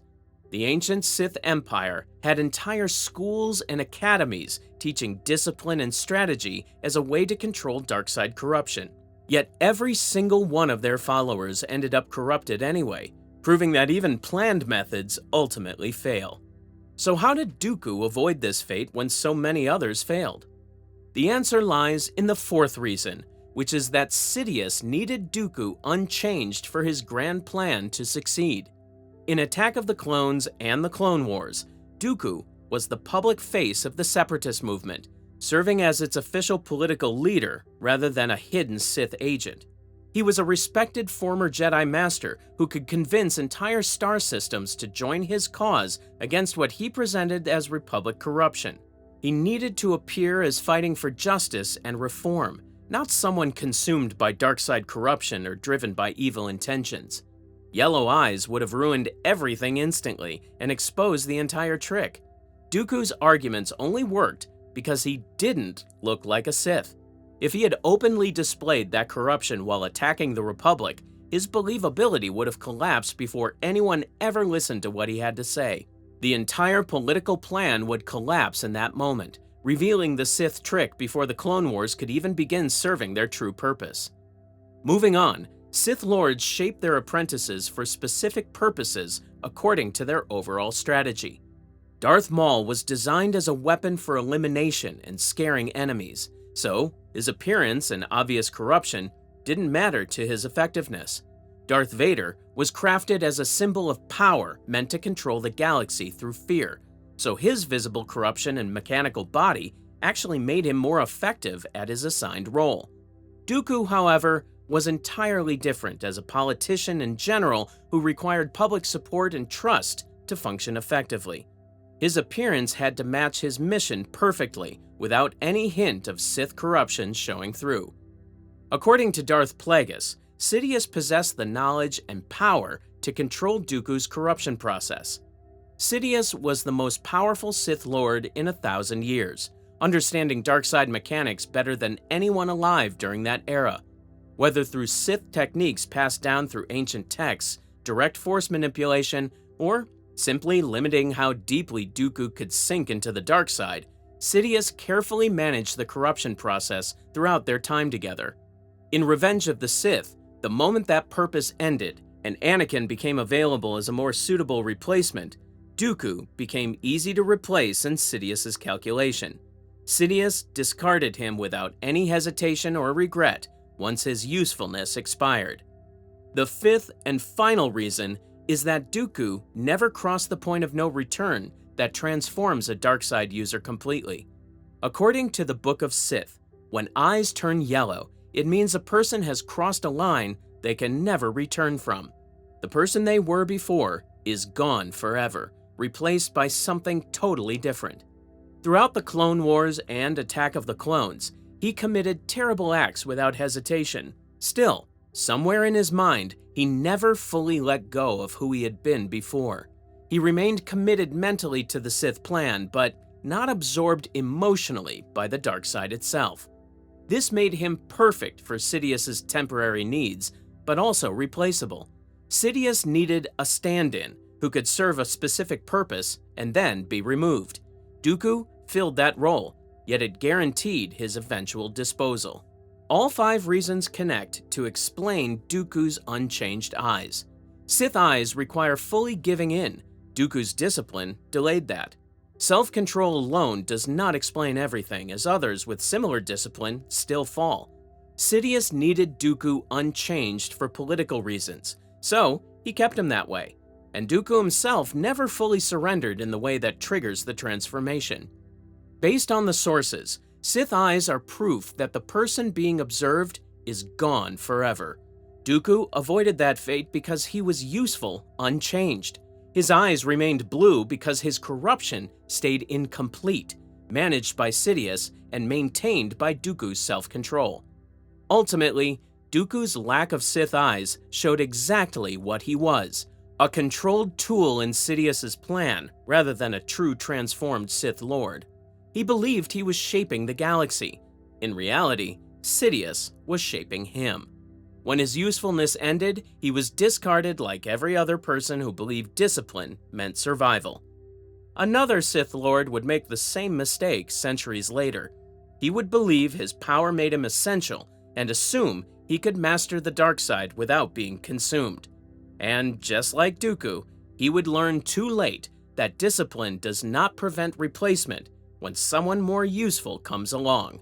If you want to understand what Dooku truly was, not just what he became, there are deeper breakdowns on this channel that explore his psychology and the full path that led him from Jedi ideals to Sith conviction.